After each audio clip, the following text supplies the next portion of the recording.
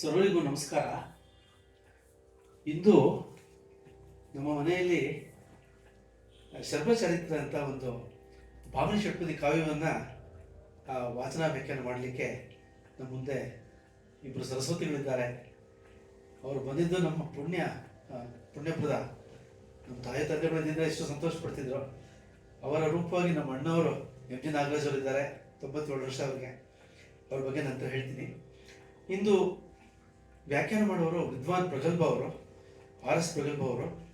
ಅವರು BE electronics and communication engineering, BA in Advaita Vedanta, B.Ed in maths of Sanskrit. ಏನು ಎಂಥ ಅದ್ಭುತ ಕಲೆ, ಅದ್ಭುತ ಶಕ್ತಿ, ಅದ್ಭುತ ವಿದ್ಯೆ. MA ಇನ್ ವ್ಯಾಕರಣ ಶಾಸ್ತ್ರ, ವಿದ್ವತ್ ಇನ್ ಕರ್ನಾಟಕ ಸಂಗೀತ, ವಿದ್ವತ್ ಇನ್ ಭರತನಾಟ್ಯ. ಪರಮಾತ್ಮ ನಮ್ಮ ಮನೆಗೆ ಎಂಥ ಪುಣ್ಯ ಅಂತ ಇತ್ತು. ನಂತರ ವ್ಯಾಖ್ಯಾನ ವಾಚನ ಮಾಡೋರು ಚಿರಂಜೀವಿ ಅಭಿನವ್ ಶ್ರೀನಿವಾಸ್ ಅವರು. ಈಗ ಮಾಸ್ಟರ್ ಆಫ್ ಸೈನ್ಸ್ ಇಲ್ಲಿ ಪೂನಾದಲ್ಲಿ IISERನಲ್ಲಿ ಓದ್ತಾ ಇದ್ದಾರೆ. ಮ್ಯೂಸಿಕ್ ಫ್ರಮ್ ವಿದ್ವಾನ್ ಸುಶ್ರುತಿ ಸಂತಾನಂ ಅವರಿಂದ ಪಡಿತಾ ಇದ್ದಾರೆ. ಅವರು ವಿದ್ವತ್ ಪುಸ್ತಕ ವಿದುಷಿ ಪುಸ್ತಕ ರಮ ಅವ್ರ ಹತ್ರ, ಹಾಗೂ ವಿದ್ವತಿ ವೇದವಲ್ಲಿ ಅವ್ರು ಭಾಳ ಮದ್ರಾಸಲ್ಲಿದ್ದಾರೆ. ತುಂಬ ದೊಡ್ಡ ಸಂಗೀತಗಾರರು, ಅವ್ರ ಹತ್ರ ಪಡಿತಾ ಇದ್ದಾರೆ. ಇವರಿಬ್ಬರು ನಮ್ಮ ಮನೆಗೆ ಬಂದಿರೋದು ನಮ್ಮ ನಿಜವಾಗ್ಲೂ ಪುಣ್ಯಪ್ರದ. ಶರ್ಮಚರಿತ್ರದ ಬಗ್ಗೆ ವಾಚನ ವ್ಯಾಖ್ಯಾನ ಮಾಡೋರು ಹೇಳ್ತಾರೆ. ನನಗೆ ಇದ್ರ ಬಗ್ಗೆ ಆಸಕ್ತಿ ಬಂದಿದ್ದು ಅಂದ್ರೆ ಡಾಕ್ಟರ್ MK ರಾಮಶೇಷನ್ ಅವರು ಕಿರಾತಾರ್ಜುನಿಯ ಮಾಡಬೇಕಾದ್ರೆ ಕುಮಾರವ್ಯಾಸ ಮಠದಲ್ಲಿ ಹೇಳಿದ್ರು, ಇದ್ರ ಬಗ್ಗೆ ನೀವು ವೀರಶೈವ ಕಾವ್ಯಗಳು ಮತ್ತು ಶೈವ ಕಾವ್ಯಗಳ ಬಗ್ಗೆ ನೀವು ಜಾಸ್ತಿ ಒತ್ತು ಕೊಡಿ ಅಂತ. ಹಾಗೆ ಮನೆಯಲ್ಲಿ ಮಾಡಿಸ್ತಾ ಇದ್ದೀನಿ. ವೀರಭದ್ರನ ಬಗ್ಗೆ ನಮ್ಮ ಎಂ ಜಿ ನಾಗರಾಜ್ ಅವರು 5 ಪುಸ್ತಕ ಬರೆದಿದ್ದಾರೆ. ಶಾಸನೋಕ್ತ ವೀರಭದ್ರ 6 ಪುಸ್ತಕ ಬರೆದಿದ್ದಾರೆ.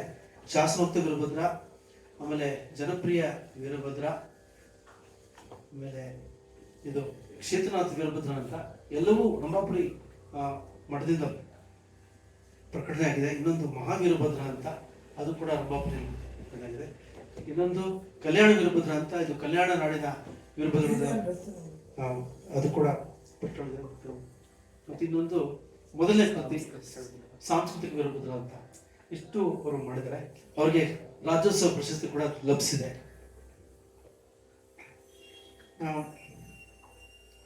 ಕಸ್ತೂರಿ ತಿಲಕಂ ಲಲಾಟ ಪಟಲೆ ವಕ್ಷಸ್ಥಲೆ ಕೌಸ್ತುಭಂ ನಾಸಾಗ್ರೆ ವರಮುಕ್ತಿಕಂ ಕರತಲೆ ವೇಣು ಕರೆ ಕಂಕಣಂ ಸರ್ವಾಂಗೇ ಹರಿಚಂದನಂ ಸುವಿಮಲಂ ಕಂಠೇ ಚ ಮುಕ್ತಾವಲಿ ಗೋಪಸ್ತ್ರೀ ಪರಿವೇಷ್ಟಿತೋ ವಿಜಯತೆ ಗೋಪಾಲ ಚೂಡಾಮಣಿ ಗೋಪಸ್ತ್ರೀ ಪರಿವೇಷ್ಟಿತೋ ವಿಜಯತೆ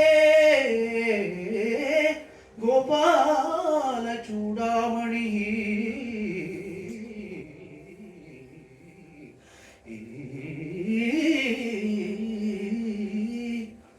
ಗಜಾನನಂ ಗಜಾನನಂ ಭೂತಗಣಾದಿಸೇವಿತಂ ಕಪಿತ್ತ ಜಂಬೂಫಲಸಾರಭಕ್ಷಿತಂ ಉಮಾಸುತಂ ಶೋಕ ವಿನಾಶಕಾರಣಂ ಉಮಾಸುತಂ ಶೋಕ ವಿನಾಶಕಾರಣಂ ನಮಾಮಿ ನಮಾಮಿ ನಮಾಮಿ ವಿಘ್ನೇಶ್ವರ ಪಾದಪಂಕಜಂ ಗುರವೇ ಸರ್ವಲೋಕಾನಾಂ ಭಿಷಜೇ ಭವರೋಗಿಣಾಂ ನಿಧಯೇ ಸರ್ವವಿದ್ಯಾನಾಂ ದಕ್ಷಿಣಾಮೂರ್ತಯೇ ನಮಃ.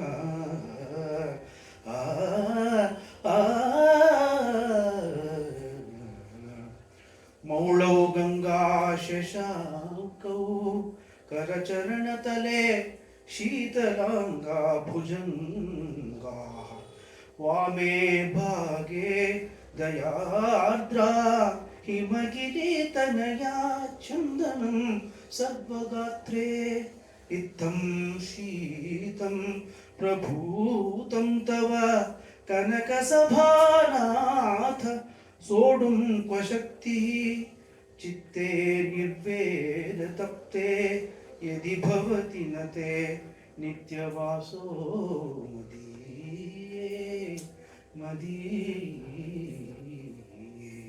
ನಮಸ್ಕಾರ. ಈಗ ವಚನ ವ್ಯಾಖ್ಯಾನಕಾರರಿಗೆ ಈ ಸಭೆಯನ್ನು ಬಿಟ್ಕೊಡ್ತೇನೆ.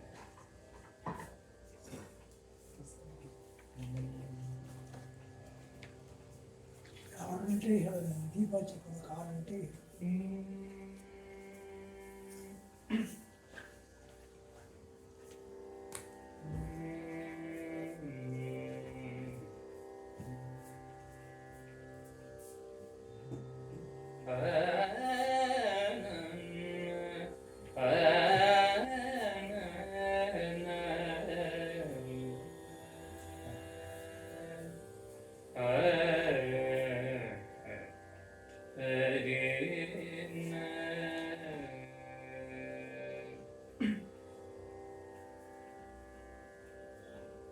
నరసింహుడు దహించెను సభాస్తంభమున అసురుని గర్వపు పలుకులు నుడిగెను. నరసింహుడు దహించెను సభాస్తంభమున అసురుని గర్వపు పలుకులు నుడిగెను. నరసింహుడు దహించెను.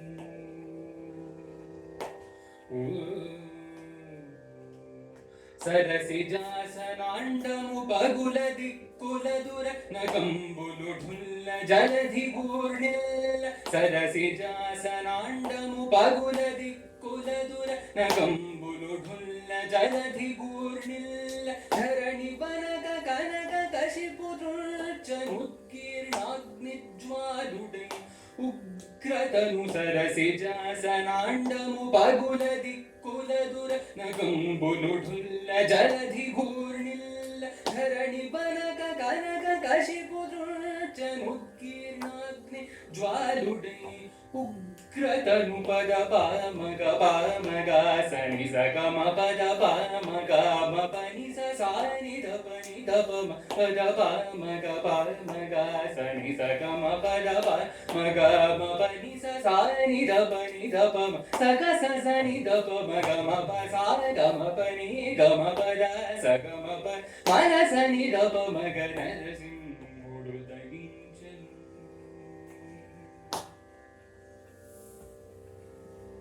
నీచుడైన ధనుజుని పొట్ట వజ్ర సమములైన నఖంబుల చేతీరి. నీచుడైన ధనుజుని పొట్ట వజ్ర సమములైన నఖంబుల చేతీరి. నిష్కరుణాహృదయుడై రుధిరమను ద్రావి ప్రేగుల మాలిక గదరించుండగ. నీచుడైన ధనుజుని పొట్ట వజ్ర సమములైన నఖంబుల చేజీరి. నిష్కరుణాహృదయుడై రుధిరమను ద్రావి ప్రేగుల మాలిక గదరించుండగ. వాచామగోచరుని లక్ష్మీదేవి బ్రహ్మరుద్ర సురేంద్రాదులు ఋతులు సలుప. వాచామగోచరుని లక్ష్మీదేవి బ్రహ్మరుద్ర సురేంద్రాదులు ఋతులు సలుపవరు. ప్రహ్లాదుడు నాకగ శాంతుడై వాని కరుణించి సదాశివ కవినిగాచె. వాచామగోచరుని లక్ష్మీదేవి బ్రహ్మరుద్ర సురేంద్రాదులు ఋతుల సలుపవర. ప్రహ్లాదుడు నాకగ శాంతుడై వాని కరుణించి సదాశివ కవినిగాచె. నరసింహుడు దహించెను సభాస్తంభము అసురుని గర్వపు పలుకులు నుడిగెను. నరసింహుడు దహించెను.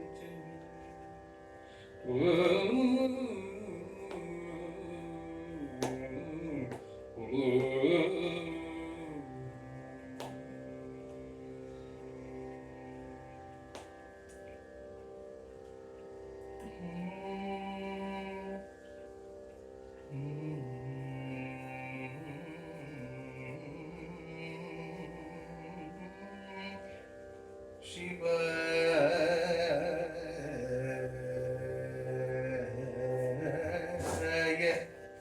ಶಿವಾಯ ವಿಷ್ಣು ರೂಪಾಯ ಶಿವರೂಪಾಯ ವಿಷ್ಣವೇ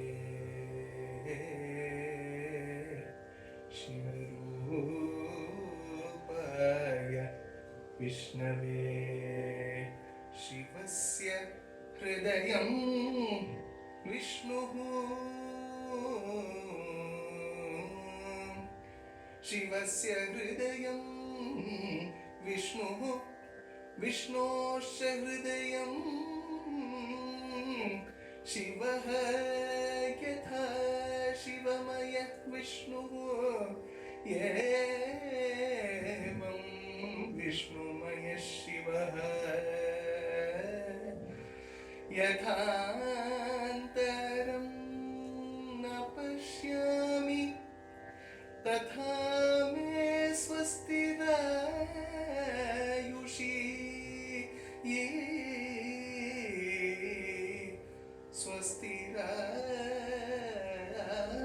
ಸ್ವಸ್ತಿರಾಯುಷಿ. ಎಲ್ಲರಿಗೂ ನಮಸ್ಕಾರ. ಶಿವಸ್ಯ ಹೃದಯಂ ವಿಷ್ಣುಃ ವಿಷ್ಣೋಶ್ಚ ಹೃದಯಂ ಶಿವಃ ಯಥಾ ಶಿವಮಯಃ ವಿಷ್ಣುಃ ಏವಂ ವಿಷ್ಣುಮಯಃ ಶಿವಃ ಯಥಾಂತರಂ ನ ಪಶ್ಯಾಮಿ ತಥಾ ಮೇ ಸ್ವಸ್ತಿರಾಯುಷಿ. ಇದು ನಮ್ಮ ಸಂಧ್ಯಾ ವಂದನೆಯಲ್ಲಿ ಪ್ರತಿನಿತ್ಯ ಬರುವಂತಹ ಮಂತ್ರ. ಅಭಿನವ್ ಮೊದಲು ಹಾಡಿದಂತಹ ಕೀರ್ತನೆ ಕಮಲಾಮನೋಹರಿ ರಾಗದಲ್ಲಿ ಸದಾಶಿವರಾಯರ ಒಂದು ಕೀರ್ತನೆ. ಮೈಸೂರು ಸದಾಶಿವರಾಯರು ಹೆಸರಿನಲ್ಲಿ ಸದಾಶಿವ, ಆದರೆ ಅಪ್ಪಟ ಮಾಧ್ವರು. ಸದಾಶಿವನಿಗೂ ಮಾಧ್ವರಿಗೂ ಇರುವಂತಹ ನಂಟು. ಅಷ್ಟೇ ಅಲ್ಲದೆ ಆ ಕಾಲದಲ್ಲೇ ಅವರು ಕಾಂಚಿ ಮಠಕ್ಕೆ, ಶಂಕರ ಮಠಕ್ಕೆ ತುಂಬ ನಡ್ಕೊಂಡು ಕಂಚಿ ಸ್ವಾಮಿಗಳ ಮೇಲೆ ಎಷ್ಟೋ ಕೀರ್ತನೆಗಳನ್ನ, ಮತ್ತೆ ಅಲ್ಲಿನ ಶಿವ ಏಕಾಂಬರನಾಥನ ಮೇಲೆ ಕೀರ್ತನೆಗಳನ್ನ ಮಾಡಿದ್ದಾರೆ. ಅಂದ್ರೆ ಈ ಭೇದ ಏನಿದೆ, ಭೇದ ಅನ್ನೋದು ಯಾವಾಗಲೂ ಮನಸ್ಸಿನಲ್ಲಿ ಮಾಡುವಂಥದ್ದು, ಕ್ರಿಯೆಯಲ್ಲಿ ನಾವು ಮಾಡುವಂಥದ್ದು ಭೇದ. ತತ್ವತಃ ಇರೋದು ಅಭೇದವೇ. ಶಿವ ಯಾರು, ವಿಷ್ಣು ಯಾರು? ಶಿವಸ್ಯ ಹೃದಯಂ ವಿಷ್ಣು ಅಂತ.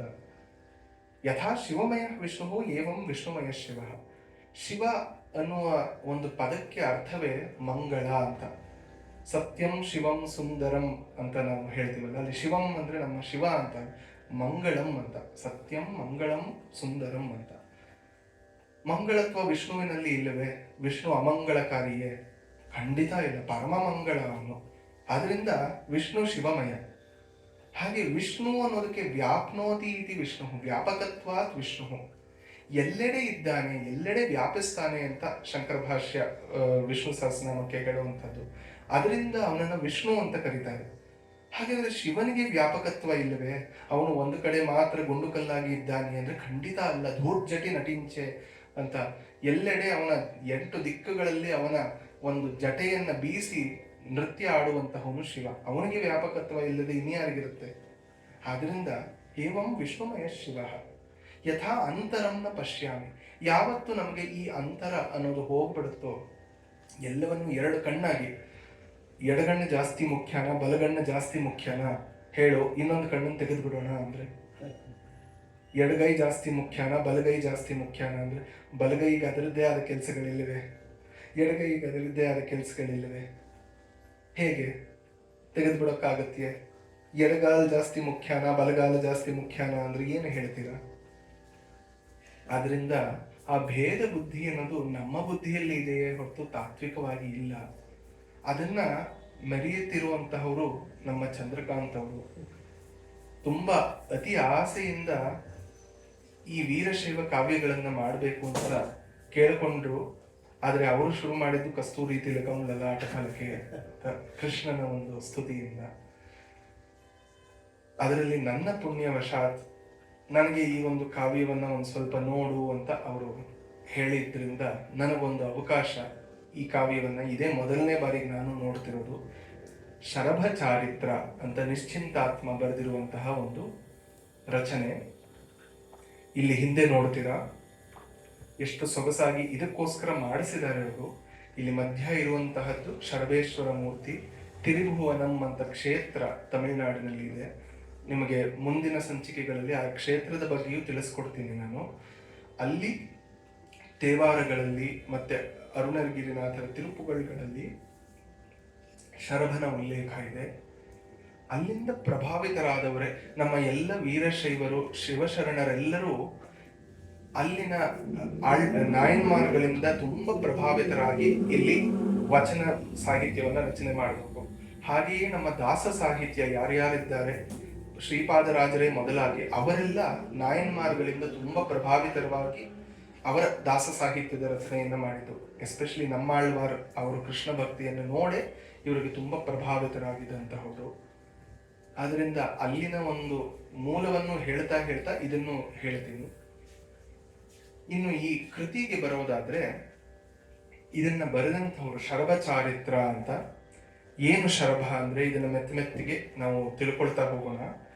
ಇದು ಒಂದು ಉಪನ್ಯಾಸ ಅನ್ನೋದಕ್ಕಿಂತ ಪಾಠ ಅಂತ ಹೇಳ್ಬೋದು. ನನಗೂ ನಿಮಗೂ ಎಲ್ಲರಿಗೂ ಈ ಶರಭೇಶ್ವರ ಮೂರ್ತಿಯ ಬಗ್ಗೆ ಸಾಕಷ್ಟು ತಿಳ್ಕೊಳ್ತಾ ಹೋಗೋಣ. ಬರೀ ಕಾವ್ಯವನ್ನ ಮುಗಿಸ್ಬೇಕು ಅನ್ನುವ ಅವಸರ ಇಲ್ಲ, ಕಾವ್ಯವನ್ನ ಆಳವಾಗಿ ಅರಿಯಬೇಕು ಅನ್ನುವ ಹಂಬಲ ಇದೆ. ಅದನ್ನ ಇಟ್ಕೊಳ್ಳೋಣ. ನಾನು ಯಾವಾಗಲೂ ಹೇಳ್ತೀನಿ, ಒಂದು ಸ್ಪಾಂಜ್ ಹೇಗೆ ಅದ್ರ ಮೇಲೆ ನೀರಿಟ್ರೆ ಮೆತ್ತಗೆ ಒಳಗೆ ಹೋಗುತ್ತೋ ಹಾಗೆ ನಮ್ಮೊಳಗೆ ಮೆತ್ತಗೆ ವಿಷಯ ಹೋಗಬೇಕು. ಸಿರಿಂಜ್ ತಗೊಂಡು ಇಂಜೆಕ್ಟ್ ಮಾಡೋಕ್ಕಾಗಲ್ಲ. ಒಂದು ದಿನದಲ್ಲಿ ಮಾಡಿದ್ರೆ ಅದು ಇನ್ನೊಂದು ಕಡೆಯಿಂದ ಹೊರಗೆ ಬರುತ್ತೆ. ಸೊ ಅದು ಅದಾಗೆ ವಿಷಯ ಅನ್ನೋದು ಅಸಿಮಿಲೇಟ್ ಮಾಡ್ಕೋಬೇಕೇ ಹೊರತು ಇಂಜೆಕ್ಟ್ ಮಾಡೋಕ್ಕಾಗಲ್ಲ. ಆದ್ರಿಂದ ಮೆತ್ತಿಗೆ ಹೋಗೋಣ, ರಸವನ್ನ ತಗೊಳ್ಳೋಣ. ರಸಾಸ್ವಾದನೆ ಯಾವಾಗಲೂ ರುಚಿಯಾಗಿರೋದನ್ನ DVG ಅವರು ಒಂದ್ಸತಿ ಹೇಳಿದ್ರು. ಯಾರೋ ಅವ್ರ ಮನೆಗೆ ಬಂದಾಗ ಧರ್ಮಪತ್ನಿಯವರು ಚೆನ್ನಾಗಿ ಇದನ್ನ ಶಾವಿಗೆ ಪಾಯಸ ಮಾಡಿಕೊಟ್ರಂತೆ, ತಗೊಳ್ಳಿ ಅಂತ. ಅವ್ರಿಗೇನೋ ಹೆದರಿಕೆ, DVG ಅವ್ರ ಜೊತೆ ಕೂತಿದ್ದೀನಿ ಅಂತ ಒಂದೇ ಸತಿಗೆ ಕುಡಿದ್ಬಿಟ್ಟು ಇಟ್ಬಿಟ್ಟಿದ್ದಾರೆ. ಇವ್ರು ಆರಾಮಾಗಿ ಹಿಂಗೆ ಒಂದೊಂದಾಗಿ ಬಾಯಿಗೆ ಹಾಕೊಂಡು ತಗೊಳ್ಳಿ ನೀವು ಅಂದ್ರೆ, ನಂದಾಯ್ತು. ಇಷ್ಟು ಬೇಗ ಆಯ್ತಾ ನೋಡಿ. ಇಲ್ಲಿ ಅದನ್ನ ಮೆತ್ತಿಗೆ ರಸ ತಗೊಂಡು ಆ ಗೋಡಂಬಿ ದ್ರಾಕ್ಷಿಯನ್ನ ದವಡೆಯಲ್ಲಿ ಇಟ್ಕೊಂಡು ಕೊನೆಗೆ ಅದನ್ನು ಮೆತ್ತಿಗೆ ಜಗದು ಅದರ ರಸವನ್ನೂ ತಗೊಂಡು ತಿನ್ನೋದು ಬೇಡವೆ, ನೀರ್ ಥರ ಕುಡಿಯೋಕ್ಕಾಗತ್ತೆಯೇ ಅಂತ. ಹಾಗೆ ಕಾವ್ಯಕ್ಕೆ ಬಂದಾಗ ನಾವು ಭಟ್ಟನೆ ಇನ್ನು ಇಷ್ಟು ದಿನದಲ್ಲಿ ಇದನ್ನು ಮುಗಿಸ್ಬಿಡೋಣ ಅಂತ ಮುಗಿಸೋದಾಗತ್ತಷ್ಟೆ, ನಮಗ್ ಬರಲ್ಲ. ಆದ್ರಿಂದ ಸುಖವಾಗಿ ಹೋಗೋಣ. ಅಂಡ್ ಇದಕ್ಕೆ ನನಗೆ ಬಂದಿರುವಂತಹ ಕಷ್ಟ ಅಂದ್ರೆ, ಇದು ಒಂದೇ ಒಂದು ಪುಸ್ತಕ ಇರುವಂಥದ್ದು, ಇದಕ್ಕೆ ವ್ಯಾಖ್ಯಾನ ಏನೂ ಇಲ್ಲ. ಅದರಿಂದ ನಾನು ಸಮಯವನ್ನು ತಗೊಂಡು ಇದನ್ನ ಅರಿತುಕೊಂಡು ಅರ್ಥ ಮಾಡಿಕೊಂಡು ನಿಮ್ಮ ಒಡನೆ ಹಂಚಿಕೊಳ್ಳುವ ಪ್ರಯತ್ನ ಪಡ್ತೀನಿ.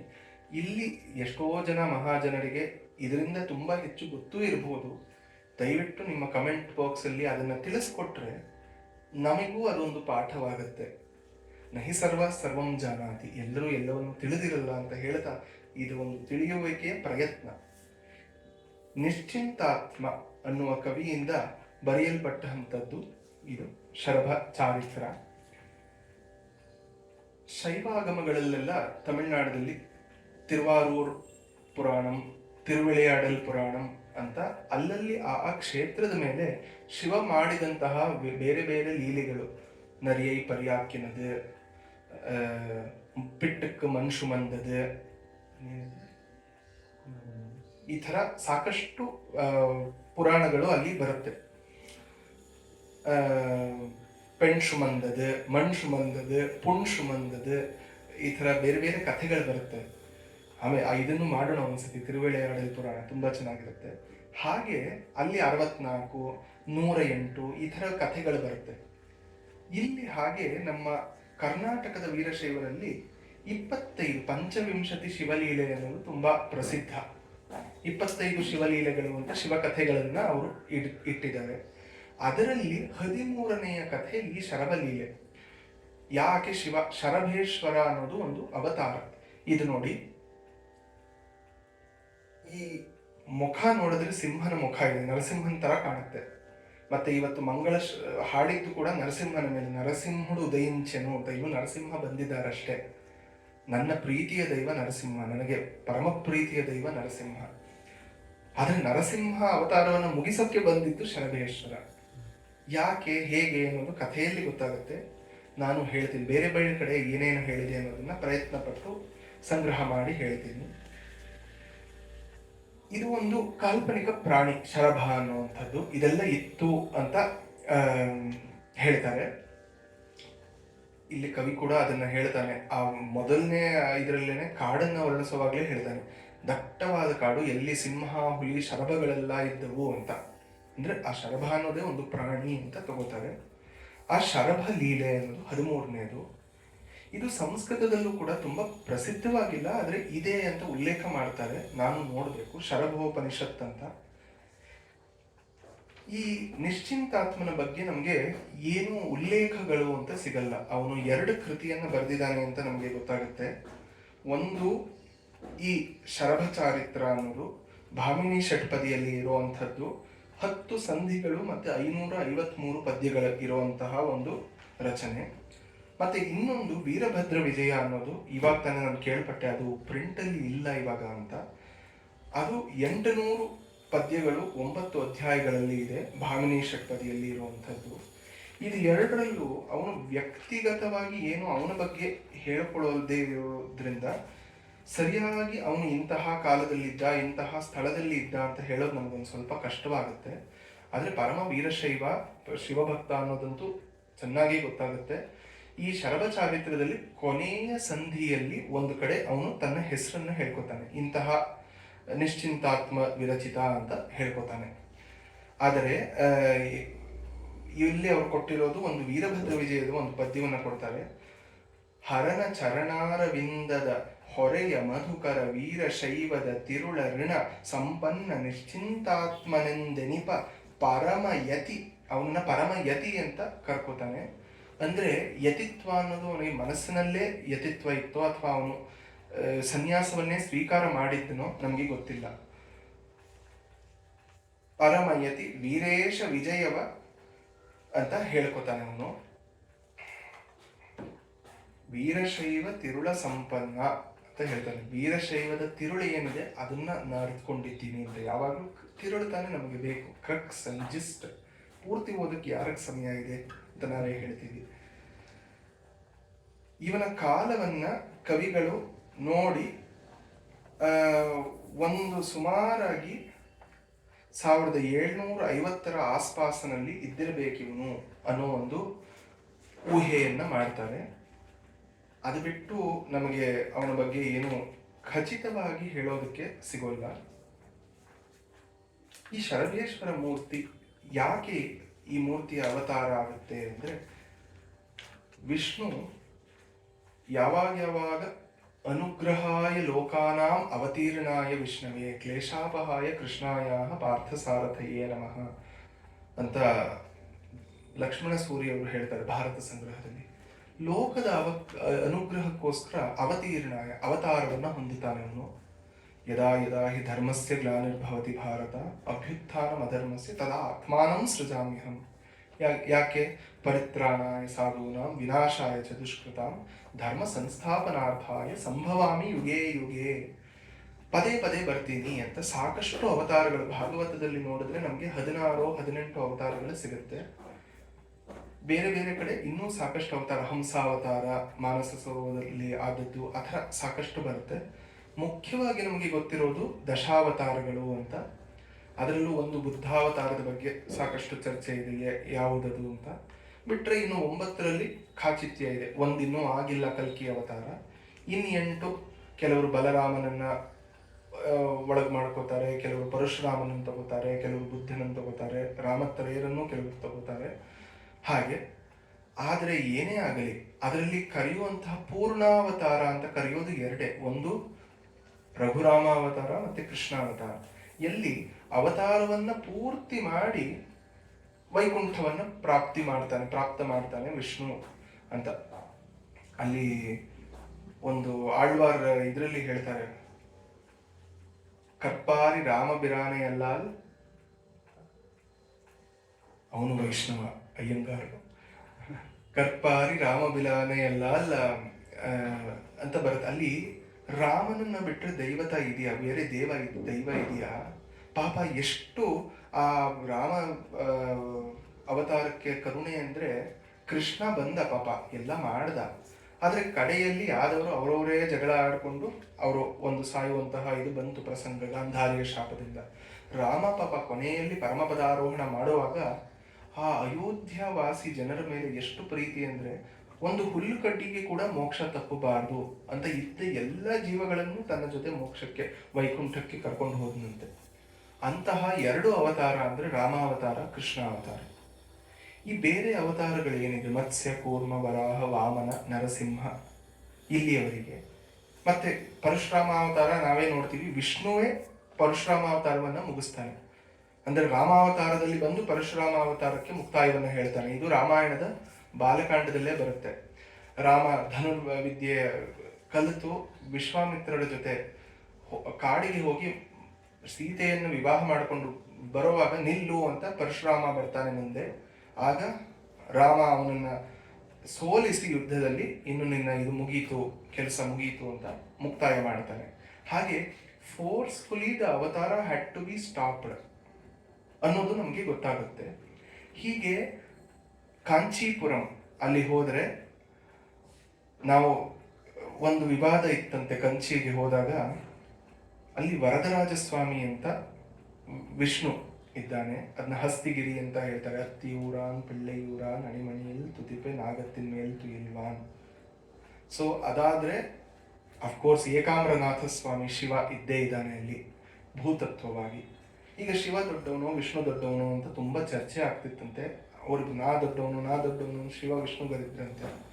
ಮಧ್ಯೆ ಒಂದು ಧ್ವನಿ ಬಂತಂತೆ, ಕಂಚಿ ಅಂತ. ಈ ತಕ್ಷಣ ಇಬ್ರು ಕಾಮಾಕ್ಷಿ ಅಂದ್ರಂತೆ. ನಾನೇ ದೊಡ್ಡವಳು, ನೀವಿಬ್ರು ಕೂತ್ಕೊಡಿ ಅಂತ. ಕಾಮಾಕ್ಷಿ, ಕಾಂಚಿ ಅಂದ್ರೆ ಕಾಮಾಕ್ಷಿ ಅಂತ.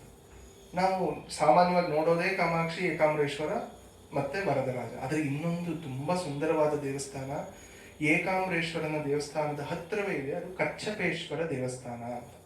ಈ ಕಚ್ಚಪೇಶ್ವರ, ಕಚ್ಚಪ ಅಂದ್ರೇನೆ ಆಮೆ, ಕೂರ್ಮಾವತಾರವನ್ನ ಮುಕ್ತಾಯ ಮಾಡುವುದಕ್ಕೆ ಬಂದಂತಹ ಶಿವ ಅವತಾರವನ್ನ ಕಚ್ಚಪೇಶ್ವರ ಅಂತ ನೋಡ್ತೀವಿ. ಇದು ಹೇಗೆ ಅಂದ್ರೆ ಶೈವಾಗಮಗಳಲ್ಲಿ ಈ ಒಂದೊಂದು ವಿಷ್ಣುವಿನ ಅವತಾರವನ್ನು ಮುಗಿಸಿ to allow Vishnu to go back to Vaikuntha ಒಂದು ಶಿವ ಅವತಾರ ಬಂತು ಅಂತ. ಹಾಗಂದ್ರೆ ಇಲ್ಲಿ ಯಾವ ಮತ್ಸರವೂ ಇಲ್ಲ, ಇದೂ ಇಲ್ಲ. ಯಾವ ವ್ರತ ತುಂಬಾ ಪ್ರಶಸ್ತ ಅಂದ್ರೆ ಇವತ್ತು ಮಾಡೋ ವ್ರತ. ಇವತ್ತು ಶಿವನ ಪ್ರಾರ್ಥನೆ ಮಾಡ್ತಾ ಇದ್ರೆ ಶಿವ ತುಂಬಾ ದೊಡ್ಡ ದೇವರು. ನಾಳೆ ವಿಷ್ಣು ಪೂಜೆ ಮಾಡುವಾಗ ಅವನೇ ತುಂಬಾ ದೊಡ್ಡ ದೇವರು, ವಿಷ್ಣುವಿಂದ ನಿಧಾನ ಅಂತೀವಿ. ಹಾಗೆ ನರಸಿಂಹ ಅವತಾರವನ್ನ ತಾಳಿದ್ದು ಎಲ್ಲರಿಗೂ ಗೊತ್ತು. ಅತಿ ಕರುಣಾಮಯಿ ಅವತಾರ ಅಂದ್ರೆ ನರಸಿಂಹ ಅವತಾರ. ಯಾಕೆ ಅಂದ್ರೆ ರಾಮಕೃಷ್ಣರಾಗಿ ಬಂದಾಗ ನಾವು ಮಾಡ್ತೀವಲ್ಲ, ಒಂದ್ಸತಿ ಮನೆ ಬಿಟ್ರೆ ಎಲ್ಲ ಕೆಲಸ ಮಾಡ್ಕೊಂಡು ಬರೋಣ ಅಂತ. ಒಂದು ಮೇನ್ ಕೆಲಸ ಕಂಸ ವಧೆ ಇಲ್ಲ ರಾವಣ ವಧೆ ಇಟ್ಕೊಂಡು ಬೇರೆ 108 ಕೆಲಸ ಮಾಡಿದ್ರು ಅವರು. ಆದ್ರೆ ನರಸಿಂಹ ಪಾಪ ಒಂದು ಹುಡುಗ ಕೇಳ್ದ, ಒಂದು ಕಂಬದಲ್ಲಿ ಇದ್ದಾನ ಅಂದ್ರೆ ಇದ್ದಾನೆ ಅಂತ. ಅದಕ್ಕೆ ಬಂದ್ಬಿಡ್ಬೇಕಾ? ಅಂತ ಏನ್ ಅಗತ್ಯ ಆಯ್ತು? ಅಯ್ಯೋ ತಡೀಲಿ, ಇನ್ನೊಂದು ಸ್ವಲ್ಪ ಕೆಲಸ ಎಲ್ಲ ಸೇರಿಸ್ಕೊಂಡು ಹೋಗ್ತೀನಿ ಅನ್ಬೋದಾಗಿತ್ತು.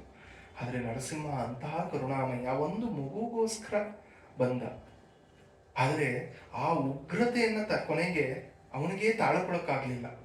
ಇದು ಸಾಕಷ್ಟು ವೈಷ್ಣವ ಪುರಾಣಗಳಲ್ಲೂ ಬರುತ್ತೆ. ಕೆಲವು ಕಡೆ ಮಹಾಲಕ್ಷ್ಮಿ ಬಂದು ಅವನನ್ನ ಸಾಂತ್ವನ ಮಾಡಿದ್ಲು ಅಂತಾರೆ, ಕೆಲವು ಕಡೆ ಲಕ್ಷ್ಮಿ ಕೂಡ ಏನೂ ಮಾಡೋಕ್ಕಾಗ್ಲಿಲ್ಲ ಅಂತಾರೆ. ಇಲ್ಲಿ ಕದಿರಿಯಲ್ಲಿ ಕದಿರಿ ನರಸಿಂಹ ಎಲ್ಲಿದ್ದಾನೆ ಅಲ್ಲಿ ಔದುಂಬರ ವೃಕ್ಷ ಅನ್ನೋದೇ ಸ್ಥಳ ವೃಕ್ಷ. ಅಲ್ಲಿ ಇವತ್ತಿಗೂ ಹೇಳೋದು ಏನಂದ್ರೆ ಅಲ್ಲಿ ಬೆವರು ಬರ್ತಾನೆ ಇರುತ್ತೆ, ಒರೆಸಿದ್ರು ಅವನಿಗೆ ಬೆವರು ಬರ್ತಿರುತ್ತೆ ಅಂತ. ಮತ್ತೆ ಆ ಔದುಂಬರ, ನೀವು ಸಾಮಾನ್ಯವಾಗಿ ಈ ಫಿಗ್ ಅನ್ನೋದು ಔದುಂಬರ ಅಂದ್ರೆ ನರಸಿಂಹ ಸ್ವರೂಪ ಅಂತಾರೆ, ಇಲ್ಲ ದತ್ತಾತ್ರೇಯನಿಗೆ ಹೇಳ್ತಾರೆ. ಯಾಕೆ ಅಂದ್ರೆ ಅದನ್ನ ತೆಗೆದ್ರೆ ಕೆಂಪಗಿರುತ್ತೆ.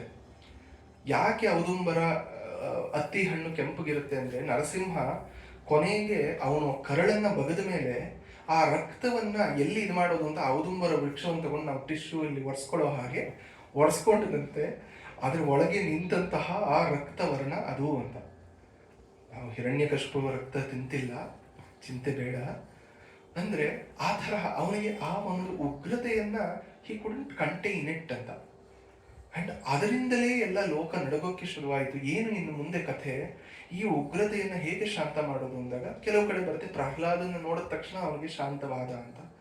ಶೈವ ಪುರಾಣಗಳಲ್ಲಿ ಏನು ಹೇಳ್ತಾರೆ ಅಂದ್ರೆ ಆಗ ಸಿಂಹದ ಗರ್ಜನೆಯನ್ನ ಮೀರಿಸ್ಬೇಕು ಅಂದ್ರೆ ಅದರಿಂದ ಒಂದು ದೊಡ್ಡ ಪ್ರಾಣಿ ಬರಬೇಕು ಅಂತ ಶರಭನಾಗಿ ಶಿವ ಅವತಾರ ತಾಳಿ ಕೆಲವು ಕಡೆ ಆ ಅವತಾರವನ್ನು ಮುಗಿಸ್ದ ಅಂತ ಬರುತ್ತೆ, ಇದರಲ್ಲಿ ಹಾಗೆ ಬರುತ್ತೆ. ಆದ್ರೆ ನಾವು ಓದಿರೋ ಹಳೆ ಶೈವಾಗಮಗಳಲ್ಲಿ ಗರ್ಜನೆಯನ್ನ ಮಾಡ್ತಾನೆ.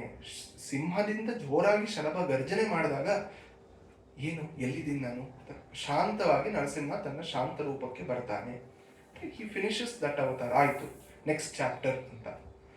ಅದಕ್ಕೆ ಬೇಕಾಗಿರುವಂತಹದ್ದು ಈ ಶರಭಾವತಾರ. ಈ ಶರಭ ಚಾರಿತ್ರವನ್ನ ನಾವು ಆಮೂಲಾಗ್ರವಾಗಿ ಇವಾಗ ಪರಿಶೀಲಿಸುವಂತಹ ಅವಕಾಶ. ಮೊದಲನೆಯ ಸಂಧಿ.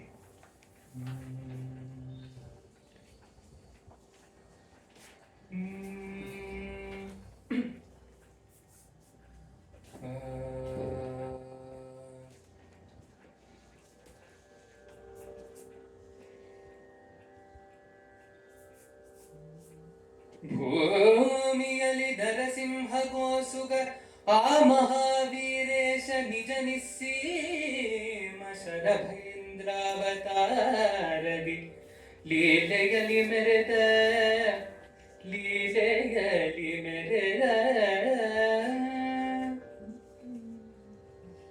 ಶ್ರೀರಮಣ ನಯನಾರ್ಚಿತ ಸರೋರುಹನು ಗಿರಿರಾಜಪುತ್ರಿ ಮುಖಾರವಿಂದ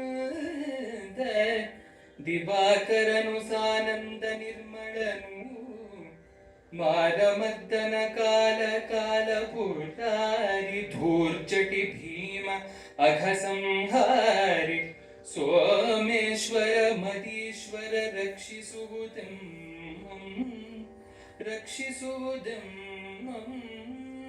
ಸೋಮೇಶ್ವರ ಮದೀಶ್ವರ ರಕ್ಷಿಸುವುದಂ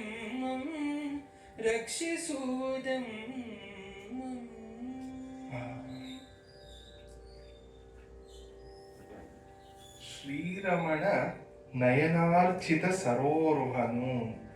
ಇದು ಶಿವ ಸ್ತುತಿಯನ್ನ ಮಾಡುತ್ತಿದ್ದಾನೆ. ಶ್ರೀರಮಣ ಅಂದ್ರೆ ವಿಷ್ಣು. ಇದು ಶೈವ ಪುರಾಣಗಳಲ್ಲಿ ತಮಿಳುನಾಡಿನಲ್ಲೂ ಬರುವಂಥದ್ದು. ಒಮ್ಮೆ ಪೂಜೆಯನ್ನು ಮಾಡುತ್ತಾ ಇದ್ದಾಗ ಇದು ವಿಷ್ಣುನು ಮಾಡ್ದ ಅಂತ ಬರುತ್ತೆ, ಒಂದು ಕಡೆ ಇಂದ್ರ ಮಾಡ್ದ ಅಂತ ಕೂಡ ಬರುತ್ತೆ. ಕಮಲಗಳಲ್ಲಿ ಶಿವನಿಗೆ ಪೂಜೆ ಮಾಡೋದು ಅಂತ ಸಹಸ್ರ ಕಮಲಾರ್ಚನೆ ಅಂತ ಇಟ್ಕೊಂಡಿರ್ತಾರೆ. ನಾವು ಹೇಗೆ ಕುಂಕುಮಾರ್ಚನೆ ಮಾಡುವಾಗ ಸಹಸ್ರ ನಾಮಕ್ಕೆ, ಲಲಿತಾ ಸಹಸ್ರನಾಮಕ್ಕೆ ಸಹಸ್ರ ಬಾರಿ ಕುಂಕುಮ ಹಾಕ್ತೀವಿ, ಹಾಗೆ ಸಹಸ್ರ ಕಮಲಗಳನ್ನ ಅರ್ಪಣೆ ಮಾಡೋದು ಅಂತ ಒಂದು ಲೀಲೆ ವಿಷ್ಣು ಮಾಡ್ತಾ ಇದ್ದಾನೆ. ಯಾರು ವಿಷ್ಣು ಯಾರು ಶಿವ, ಅವನೇ ಅವನು. ಆತ್ಮಾನಂ ಆತ್ಮನ್ ಅವಲೋಕಯಂತಂ ಅಂತ ಕಾಳಿದಾಸ ಹೇಳ್ತಾನೆ. ಶಿವ ಕೂಡ ತಪಸ್ಸಿಗೆ ಕೂತಿದ್ದಾನಲ್ಲ, ನೀನ್ ಯಾಕೆ ತಪಸ್ಸಿಗೆ ಕೂತಿದ್ದಾನೆ? ನಾನು ಶಿವನ್ ತಪಸ್ ಮಾಡ್ತಿದ್ದೀನಿ. ಶಿವ ಯಾಕೆ ತಪಸ್ಸಿಗೆ ಕೂತಿದ್ದಾನೆ ಅಂದ್ರೆ ತನ್ನನ್ನೇ ತನ್ನೊಳಗೆ ತಾನೇ ನೋಡ್ಕೊಂಡು ಖುಷಿಯಾಗಿದ್ದಾನೆ. ಆತ್ಮಾನಂ ಆತ್ಮನ್ ಅವಲೋಕಯಂತಂ ಅಂತ. ಹಾಗೆ ಇದೊಂದು ಲೀಲೆ. ನೀನೊಂದ್ಸತಿ ನನ್ನ ಪೂಜೆ ಮಾಡು, ನಾನೊಂದ್ಸತಿ ನಿನ್ ಪೂಜೆ ಮಾಡ್ತೀನಿ ಅಂತ. ಸೊ ವಿಷ್ಣು ಒಂದ್ಸತಿ ಸಹಸ್ರ ಕಮಲ ಪೂಜೆಯನ್ನು ಶಿವನಿಗೆ ಮಾಡಬೇಕು ಅಂತ ಪ್ರಾರಂಭ ಮಾಡ್ತಾನೆ. ಏಕ ಬಿಲ್ವಂ ಶಿವಾರ್ಪಣಂ ಅಂದಂಗೆ ಏಕ ಕಮಲಂ ಶಿವಾರ್ಪಣಂ ಅಂತ ಶುರು ಮಾಡ್ತಾನೆ. ಆಗತ್ತೆ. ಆದ್ರೆ ಒಂದು ಕೊನೆಯಲ್ಲಿ ಒಂದು ಲೀಲೆಯನ್ನ ಮಾಡೋಣ ಅಂತ 999 ಕಮಲ ಸಿಗೋವನಿಗೆ ಒಂದು ಕಮಲ ಸಿಗಲ್ಲ. ಯಾವ ಹೂವಿನವ್ರ ಹತ್ರ ಕೇಳಿದ್ರು ಇಲ್ಲ ಸ್ವಾಮಿ ಕಮಲ ಮುಗಿದೋಯ್ತು. ಯಾವ ಒಂದು ಕೆರೆ ಸರೋವರದಲ್ಲಿ ನೋಡಿದ್ರು ಕಮಲವೇ ಇಲ್ಲ. ಏನ್ ಮಾಡೋದು ಇವಾಗ ಅಪೂರ್ಣವಾಗಿ ಹೋಗುತ್ತೆ, 999 ಮಾಡಿ ಬಿಡಕ್ಕಾಗಲ್ವೇ ಅಂತ ಹೇಳಿ, ಆಗ ತನ್ನ ಕಣ್ಣಿನ ಕಮಲಾಕ್ಷ ಅಲ್ವಾ ಅವನು, ವಿಷ್ಣುನೇ ಕಮಲ ಕಣ್ಣ, ಅವನ ಒಂದು ಕಣ್ಣನ್ನೇ ಕಿತ್ತು ಆ ಕಮಲವನ್ನ ಏಕಕಮಲಂ ಶಿವಾರ್ಪಣಂ ಅಂತ ಮಾಡಿ ಆ ಒಂದು ಕಥೆಯನ್ನ, ಆ ಒಂದು ವ್ರತವನ್ನ ಮುಗಿಸ್ತಾನೆ. ಅಂತಹ ಆಗ ಶಿವ ಅವನಿಗೆ ಮೆಚ್ಚುತ್ತಾನೆ ಅಂತ. ಶ್ರೀರಮಣ ನಯನಾರ್ಚಿತ ಸರೋರುಹನು, ನಯನ ಸರೋರುಹಾರ್ಚಿತ. ಮತ್ತೆ ಇನ್ನೊಂದು ಈ ಕವಿಯ ಒಂದು ಶೈಲಿ ನಾನು ನೋಡಿದ ಹಾಗೆ, ಸಾಮಾನ್ಯವಾಗಿ ನಾವು ಸಮಾಸವನ್ನ ಮಾಡುವಾಗ, ಸಮಸ್ತ ಪದಗಳನ್ನು ಮಾಡುವಾಗ ಶ್ರೀರಮಣ ನಯನ ಸರೋರುಹಾರ್ಚಿತನು ಅಂತ ಬರಬೇಕು. ನಯನ ಸರೋರುಹ ಅಂತ ಒಟ್ಟಿಗೆ ಬರಬೇಕು. ಶಾಸ್ತ್ರವಾಗಿ ನಾವು ನೋಡಿದ್ರೆ ನಯನಾರ್ಚಿತ ಸರೋರುಹ ಅಂದ್ರೆ ಕಣ್ಣಿನಿಂದ ಪೂಜೆ ಮಾಡಲ್ಪಟ್ಟಂತಹ ಕಮಲವು ಅಂದ್ರೆ ಒಂದು ಮಟ್ಟಕ್ಕೆ ದೂರಾನ್ವಯ ಮಾಡಿ ಶಿವನೂ ಒಬ್ಬ ಸರ್ವೋರುಹ ಅಂತ ಹೇಳಬಹುದು, ಅದರ ಅರ್ಥ ಬೇರೆ ಇಲ್ಲಿ ಹೇಳ್ತಿರೋದು. ಸಾಕಷ್ಟು ಕಡೆ ಅವನು ಹಂಗೆ ಮಾಡ್ತಾನೆ. ಈ ಸಮಸ್ತ ಪದವನ್ನ ಅವನು ಒಂದು ಕಡೆ ಮಾಡಿದ್ರೆ ಏನೋ ಅಪ್ಪಿ ತಪ್ಪಿ ಮಾಡಿದ್ದಾನೆ ಅನ್ಬಹುದು, ಆದ್ರೆ ಗೊತ್ತಿದ್ದು ತಿಳಿದು ಮಾಡಿದ್ರು ಅಂದ್ರೆ ಅವನ ಶೈಲಿಯನ್ನ ಹಾಗಿಟ್ಕೊಂಡಿದ್ದಾನೆ. ಆ ಸಮಸ್ತ ಪದವನ್ನ ಬಿಡಿಸಿ ಹಿಂದೆ ಮುಂದೆ ಅಲ್ಲಟ ಪಲ್ಲಟ ಮಾಡಿ ಕೊಡ್ತಾನೆ. ಅದು ಓದೋರು ಒಂದು ಸ್ವಲ್ಪ ಅದು ಹಿನ್ನೆಲೆ ಗೊತ್ತಿಲ್ಲದೆ ಇದ್ರೆ ಅದು ತುಂಬಾ ಕಷ್ಟ ಆಗುತ್ತೆ, ಹೇಗೆ ಅರ್ಥ ಮಾಡ್ಕೋಬೇಕನ್ನ ಅಂತ. ಗಿರಿರಾಜ ಪುತ್ರಿ ಮುಖಾರವಿಂದ ದಿವಾಕರನು, ಆ ಗಿರಿಜೆಯ ಮುಖಕ್ಕೆ ದಿವಾಕರ, ಇವನು ಸೂರ್ಯನಂತೆ ಇದ್ದಾನೆ. ನಮಗೆಲ್ಲ ಗೊತ್ತಿರುವಂಥದ್ದೇ ಅಗಜಾನನ ಪದ್ಮಾರ್ಕಂ ಗಜಾನನ ಮಹರ್ನಿಶಂ. ಅಲ್ಲಿ ಗಣಪತಿ ಹಾಗಿದ್ದಾನೆ ಅಂತ ಮಗನ ಮುಖ ನೋಡಿದ ತಕ್ಷಣ ಖುಷಿ ಪಡ್ತಾಳೆ. ಇಲ್ಲಿ ಗಂಡನ ಮುಖ ನೋಡಿದ ತಕ್ಷಣ ಅವಳು ಖುಷಿ ಆಗದೆ ಇರುತ್ತ. ಸಾನಂದ ನಿರ್ಮಲನು ಮಾರವರ್ಧನನು ಕಾಮದಹನ ಕಾಮ ಸಂಹಾರಿ ಕಾಲ ಕಾಲ ಕಾಲ ರಿಪುವನು, ಯಮನನ್ನೇ ಸೋಲಿಸಿದವನು, ಪುರಾರಿ ತ್ರಿಪುರಾಸುರ ಸಂಹಾರವನ್ನು ಮಾಡಿದವನು, ಧೂರ್ಜಟಿ, ಧೂಹು ಅಂದ್ರೇನೆ ಎಸೆಯೋದು ಅಂತ. ಹೀಗೆ 8 ದಿಕ್ಕುಗಳಲ್ಲಿ 8 ದಿಶೆಗಳಲ್ಲಿ ವೀಸಿ ಅಮ್ಮಂ ಕುಳಿಂದ ಅಣಲಾಡುಂ ಎಂಗಳ ಅಪ್ಪನಿಡಂ ತಿರು ಆಲಂಗಾಡೆ ಅಂತ ಅಮ್ಮಯ್ಯಾರು ಹೇಳ್ತಾರೆ, ಕಾரைக்கால் ಅಮ್ಮಯ್ಯಾರು. 8 ದಿಕ್ಕುಗಳಲ್ಲಿ ಬೀಸಿ ಆ ಸ್ಮಶಾನದಲ್ಲಿ ಆಲಂಗಾಡಿನಲ್ಲಿ ಅವನು ನರ್ತನ ಮಾಡ್ತಿದ್ದಾನೆ ರತ್ನಸಭೆಯಲ್ಲಿ ಅಂತ ಮೂತ್ತ ತಿರುಪತಿಗಮಲ್ಲಿ ಹೇಳ್ತಾರೆ. ಸೊ ಹಾಗೆ ಅವನು ದೂರ್ಜಟಿ. ಭೀಮ ಅಂದ್ರೇನೆ ವೆರಿ ಫೆರೋಷಿಯಸ್ ಅಂತ. ಅಘ ಸಂಹಾರಿ, ಪಾಪವನ್ನ ದೂರ ಮಾಡುವವನು. ಸೋಮೇಶ್ವರ, ಸೋಮಕಲಾಧರ ಅವನು. ಇಷ್ಟೆಲ್ಲ ಹೇಳೋಷ್ಟೊತ್ತಿಗೆ ಯಾರೋ ಒಬ್ಬ 3ನೇ ವ್ಯಕ್ತಿ, ಅಯ್ಯೋ ಮದೀಶ್ವರ, ನನ್ನ my lord, my dear lord. ದೀಕ್ಷಿತರು ಮಾಡ್ತಾರೆ ಶ್ರೀ ಕಮಲಾಂಬಾ ಜಯತಿ ಅಂತ ಹೇಳ್ಕೊಂಡು ಬರ್ತಾರೆ. ಶೃಂಗಾರ ರಸ ಕದಂಬ ಮದಂಬ ಶ್ರೀ ಕಮಲಾಂಬಾ ಜಯತಿ. ಅವಳು ಯಾರು? ನನ್ನ ತಾಯಿ. That owing to that lordship, that is the most beautiful epithet. ಬೇರೆ ಎಲ್ಲ ಪುರಾರಿ ತ್ರಿಪುರಾರಿ ಕಾಮಸಂಹಾರಿ ಎಲ್ಲ ಹೇಳ್ತಾರೆ. ಮದೀಶ್ವರ ರಕ್ಷಿಸುವುದೆಂಬಂ.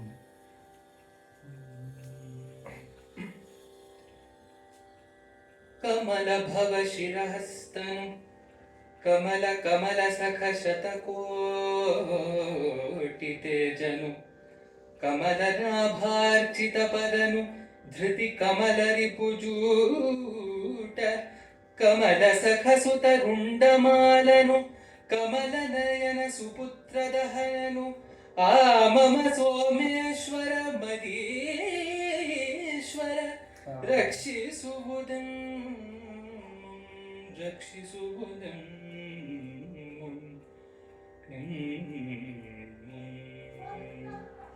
ಮತ್ತೆ ನೋಡಿ, ಸೋಮೇಶ್ವರ ಮದೀಶ್ವರ ರಕ್ಷಿಸುವುದನ್ನು ಸಾಮಾನ್ಯವಾಗಿ ಪ್ರಾರ್ಥನೆಯನ್ನ 2 ಸತಿನಾರು ಹೇಳಬೇಕು ಅಂತ. ಯಾಕಂದ್ರೆ ಅವನು ಕಿವಿ ಕೇಳಲ್ಲ ಅಂತಲ್ಲ, ನಮಗ್ ಖಾತರಿ ಆಗಲ್ಲ ಅಂತ. 2 ಸತಿ ಹೇಳಿದ್ರೆ ಮುಟ್ಟಿರುತ್ತೆ ಅವನಿಗೆ ಅಂತ. ಕಮಲ ಸಂಭವ ಶಿರಹಸ್ತನ್. ಕಮಲ ಸಂಭವ ಅಂದ್ರೆ ಬ್ರಹ್ಮ, ಕಮಲದಿಂದ ಹುಟ್ಟಿದವನು. ಅವನ ಶಿರವನ್ನ ಇಲ್ಲಿ ಬ್ರಹ್ಮ ಶಿರಖಂಡನ. ಇದುವೇ ಅವನು ಎಲ್ಲ ತಮಿಳಿನ ನಾಯನ್ಮಾರ್ಗಳನ್ನೇ ಪಾಲಿಸ್ತಿದ್ದಾನೆ. ಅಲ್ಲಿ 8 ವೀರಸ್ಥಾನಗಳಂತ 8 ವೀರ ಕೃತ್ಯಗಳನ್ನ ಶಿವ ಮಾಡ್ತಾನೆ. ಕಾಲ ಸಂಹಾರ, ಕಾಮ ಸಂಹಾರ, ಅಂಧಕಾಸುರ ಸಂಹಾರ, ಬ್ರಹ್ಮಶಿರ ಖಂಡನ, ಜಲಂಧರಾಸುರ ಸಂಹಾರ, ತ್ರಿಪುರಾಸುರ ಸಂಹಾರ, ಈ ಥರ 8 ಬರುತ್ತೆ. ಅದನ್ನೆಲ್ಲ ಇಲ್ಲಿ ಹೇಳ್ತಾ ಹೋಗ್ತಿದ್ದಾನೆ. ತಿರುಕಂಡಿಯೂರ್ ಅಂತ ಸಪ್ತಸ್ಥಾನದಲ್ಲೂ ಒಂದು, ಅಲ್ಲಿ ಬ್ರಹ್ಮಶಿರ ಖಂಡನ ಮಾಡಿದ್ದು. ಕಮಲ ಸಖ ಅಂದ್ರೆ ಸೂರ್ಯ ಶತಕೋಟಿ ತೇಜ, ಸಹಸ್ರ ಸೂರ್ಯಗಳ ಒಂದು ತೇಜ ಇರುವಂತಹವನು ಅಂತ. ಇದು ಅಲಂಕಾರ ಶಾಸ್ತ್ರದಲ್ಲಿ ಬರುತ್ತೆ. ವಿಷ್ಣುವಿನ ವರ್ಣನೆ ಮಾಡುವಾಗ ಒಂದು ವ್ಯಂಜನ ವೃತ್ತಿಗೆ ಹೇಳ್ತಾರೆ, ಲಕ್ಷ್ಮಿ ಒಮ್ಮೆ ರತಿ ವಿಲಾಸದಲ್ಲಿ ತನ್ನ ಪತಿಯಾದ ಮಹಾವಿಷ್ಣುವನ್ನ ಹಿಂಗೆ ನೋಡ್ತಾಳಂತೆ ಪ್ರೇಮ ಭರಿತ ನಯನದಿಂದ. ಆಗ ಅವಳ ಬ್ಯಾಡ್ ಲಕ್ಗೆ ಏನಾಗುತ್ತೆ, ಆ ತನ್ನ ಗಂಡನ ನಾಭಿ ಕಮಲದಲ್ಲಿದ್ದ ತನ್ನ ಮಗ ಕಂಡುಬಿಡ್ತಾನಂತೆ ಬ್ರಹ್ಮ. ಅವನು 4 ತಲೆ 8 ಕಣ್ಣಿಗೆ ನೋಡ್ತಿದ್ದ. ಏನಮ್ಮ ಈ ತರ ನೋಡ್ತೀರ ನಮ್ಮ ಅಪ್ಪನ್ನ ಅಂತ. ಮಕ್ಕಳಲ್ಲೇ ಇದ್ದಾಗ ಹೇಗೆ, ಆದ್ರೆ ಇವಳಿಗೆ ಇವಾಗ ತುಂಬಾ ಕಾಮ ಉದ್ವೇಗ ಜಾಸ್ತಿ ಆಗೋಗಿದೆ, ನಾನು ವಿಷ್ಣುವನ್ನ ಸೇರ್ಬೇಕು ಅಂತ. ಮಗ ಇದ್ದಾನೆ, ಆದ್ರಿಂದ ಏನ್ ಮಾಡ್ತಾಳೆ ಅಂದ್ರೆ ವಿಷ್ಣುವಿನ ಬಲಗಣ್ಣನ್ನ ಮುಚ್ಚಿಬಿಡ್ತಾಳಂತೆ. And she solves the problem. ಏನಪ್ಪಾ ಅಂದ್ರೆ ಅವನು ರವಿ ಶಶಿ ನಯನ, ಬಲಗಣ್ಣು ರವಿ, ಎಡಗಣ್ಣು ಶಶಿ. ಸೊ ಸೂರ್ಯ ನಯನವನ್ನು ಮುಚ್ಚಿದ ತಕ್ಷಣ ಸೂರ್ಯ ಇಲ್ಲದ ಕಾರಣ ಆ ಕಮಲ, ನಾಭಿ ಕಮಲ ಮುಚ್ಚಿಬಿಡುತ್ತೆ. ಬ್ರಹ್ಮ ಒಳಗೆ ಕಾಣಲ್ಲ ಅವರಿಗೆ. ಸೊ ಇವರ ಪಾಡಿಗೆ ಇವರು ಇವಾಗ ಅವನು ಹೋದ ಅಂತ ಇವರ ವಿಲಾಸವನ್ನ ಇವರು ಮುಂದುವರಿಸಬಹುದು ಅಂತ. ಹಾಗೆ ಇವನು ಕೂಡ ರವಿ ಶಶಿ ವನ್ಹಿ ನೇತ್ರ, ಇವನು ಮೂರ್ ಕಣ್ಣು ಬೇರೆ, ಅಗ್ನಿಯನ್ನು ಇಟ್ಕೊಂಡ್ಬಿಟ್ಟಿದ್ದಾನೆ. ಯಾಕೆಂದ್ರೆ ರಾತ್ರಿ ಏನ್ ಮಾಡೋದು ರವಿ ಇಲ್ಲದೆ ಇದ್ದಾಗ ಅಂತ. ಕಮಲನಾಭ ಅರ್ಚಿತ ಪದನು, ಕಮಲನಾಭ ಗೊತ್ತೇ ಗೊತ್ತು ಮಹಾವಿಷ್ಣು, ಅವನಿಂದ ಅರ್ಚಿಸಲ್ಪಟ್ಟವನು ಅಂತ ಈಗ ತಾನೇ ನೋಡಿದ್ವಿ. ಇದು ಕೂಡ ತಿರುವನಂತಪುರದಲ್ಲಿ ಅನಂತ ಪದ್ಮನಾಭ ಅನಂತಶಾಹಿಯಾಗಿದ್ದಾನೆ. ತುಂಬಾ ವಿಶೇಷ ಅಂದ್ರೆ ನೀವು ಅನಂತ ಪದ್ಮನಾಭನ 3 ದ್ವಾರಗಳಲ್ಲಿ ನೋಡ್ಬೇಕು. ಅವನು ಅಂತ ಅನಂತವಾಗಿದ್ದಾನೆ. ಅವನು ಹೀಗೆ ಕೂತಿರುವಾಗ ಅವನ ಕೈ ಹೀಗಿದೆ, ಅವನ ಕೈಯಲ್ಲಿ ಹೀಗೆ ಒಂದು ಪದ್ಮವನ್ನ ಹಿಡ್ಕೊಂಡಿದ್ದಾನೆ. ಅಲ್ಲಿ ಕೆಳಗಡೆ ನೋಡಿದ್ರೆ ಒಂದು ಶಿವಲಿಂಗ ಇದೆ. ಈಗ 2 ತರಹ ಹೇಳ್ತಾರೆ. ವೈಷ್ಣವರು ಏನ್ ಹೇಳ್ತಾರೆ ಅಂದ್ರೆ ನಿರ್ಮಾಲ್ಯ ಪ್ರಸಾದವನ್ನ ಶಿವನಿಗೆ ಕೊಡ್ತಿದ್ದಾನೆ ತಗೋ ಅಂತ.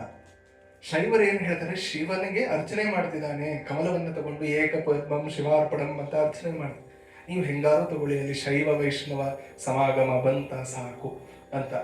ಹಾಗೆ ಕಮಲನಾಭಾರ್ಚಿತ ಪದನು ಧೃತಿ ಕಮಲ ರಿಪು ಜೂಟ. ಕಮಲ ರಿಪು, ಕಮಲನಿಗೆ ಶತ್ರು ಅಂದ್ರೇನೆ ಚಂದ್ರ, ಚಂದ್ರ ಬಂದ್ರೆ ಕಮಲ ಮುಚ್ಚುತ್ತೆ. ಎಲ್ಲ ಕಮಲಗಳನ್ನೇ ಯೂಸ್ ಮಾಡಿ ಮಾಡಿರೋ ಪದ್ಯ. ಆ ಚಂದ್ರ ಚೂಟನಾಗಿದ್ದಾನೆ ಇವನು. ಕಮಲ ಸಖ ಸುತ ರುಂಡ ಮಾಲ, ಯಮನ ರುಂಡವನ್ನೇ ಮಾಲೆಯಾಗಿ ಹಾಕೊಂಡಿದ್ದಾನಂತೆ. ಕಮಲ ಸಖ ಸುತ ಅಂತ, ಕಮಲ ಸಖ ಅಂದ್ರೆ ಸೂರ್ಯ, ಸೂರ್ಯನ ಮಗ ಯಮ. ಯಮನ ಛಲೆಯನ್ನೇ, ಯಮ ಸಂಹಾರ ಅಂದ್ರೆ ಆ ಥರ ಅಲ್ಲ, ಆದ್ರೆ ಲಿಟರಲಿ ತಗೊಂಡಿದ್ದಾನೆ ಕವಿ ಆ ಥರ. ಕಮಲ ನಯನ ಸುಪುತ್ರ ದಹನ, ಕಮಲ ನಯನ ವಿಷ್ಣು, ಅವನ ಮಗ ಮನ್ಮಥ. ಸೊ ಅವನ ಮನ್ಮಥನನ್ನ ಸುಟ್ಟವನು. ಅಮಮ ಸೋಮೇಶ್ವರ ಮದೀಶ್ವರ ರಕ್ಷಿಸುವುದೆಮ್ಮಂ.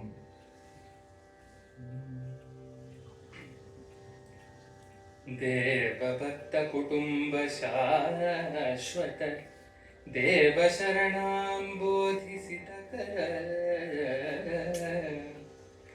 ದೇವ ದುರಿತಾರಣ್ಯ ದಾನವ ದೇವ ನಿರಾಕಾರ, ದೇವ ತರ್ಪಕ ತಿಮಿರ ಭಾಸ್ಕರ, ದೇವ ಯಮ ಶಿರ ಭೂಷಣಾಂಕಿತ, ದೇವ ಹರಿಯಜ ಪೂಜಿತಾಂಗ್ರಿ ಸರೋಜ ರಕ್ಷಿಪುಡು, ಸರೋಜ ರಕ್ಷಿಪುಡು.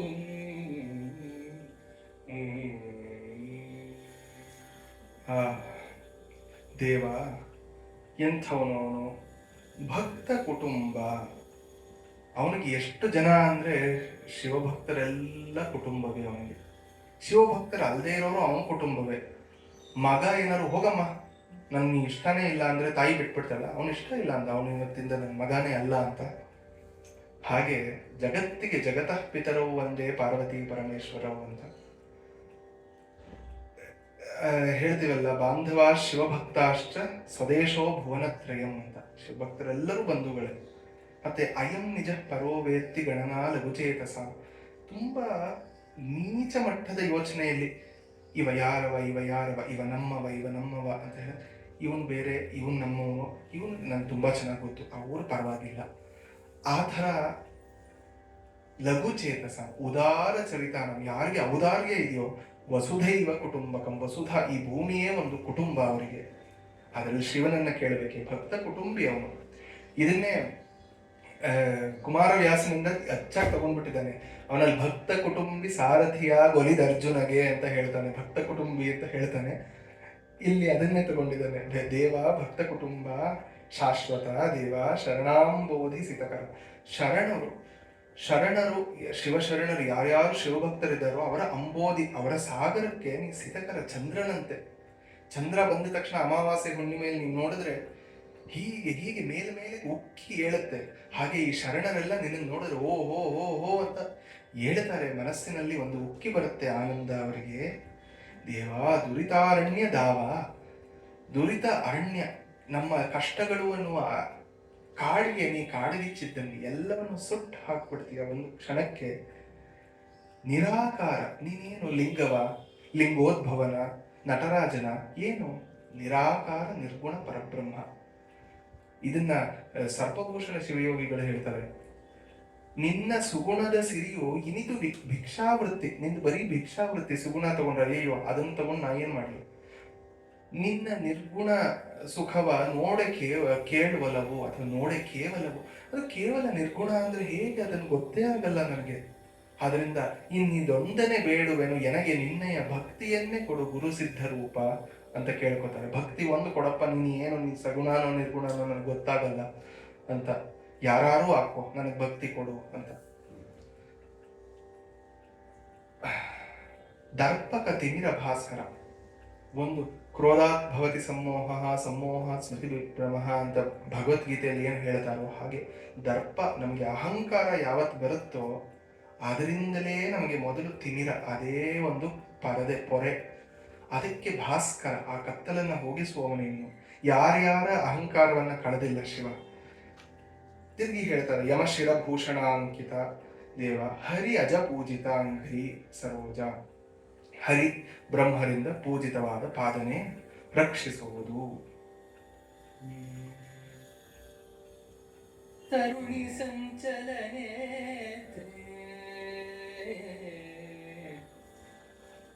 ಗುಣ ವಿಸ್ತರ ಕೃಪಾಕರ ಪಾತ್ರೆ ತ್ರಿನೇತ್ರೆ ಲೋಕತ್ರಯ ಜನ ಜನ ಸ್ತೋತ್ರೆ ಶಿವಭಕ್ತಾಳಿ ಸೌಮಿತ್ರೆ ಪರಮ ಗುಣಗಾಂಭೀರೆ ಪರಮೇಶ್ವರ ಸದಾ ಸುಖಕಾರಯನಿಸುವ ಗಿರಿಜೆ ಮತ್ಕೃತಿಗೀಗೆ ಹೀಗೆ ಚತುರೋಕ್ತಿಯ ಚಮತ್ಕೃತಿಯ ಚತುರೋಕ್ತಿಯ ಚಮತ್ಕೃತಿಯ.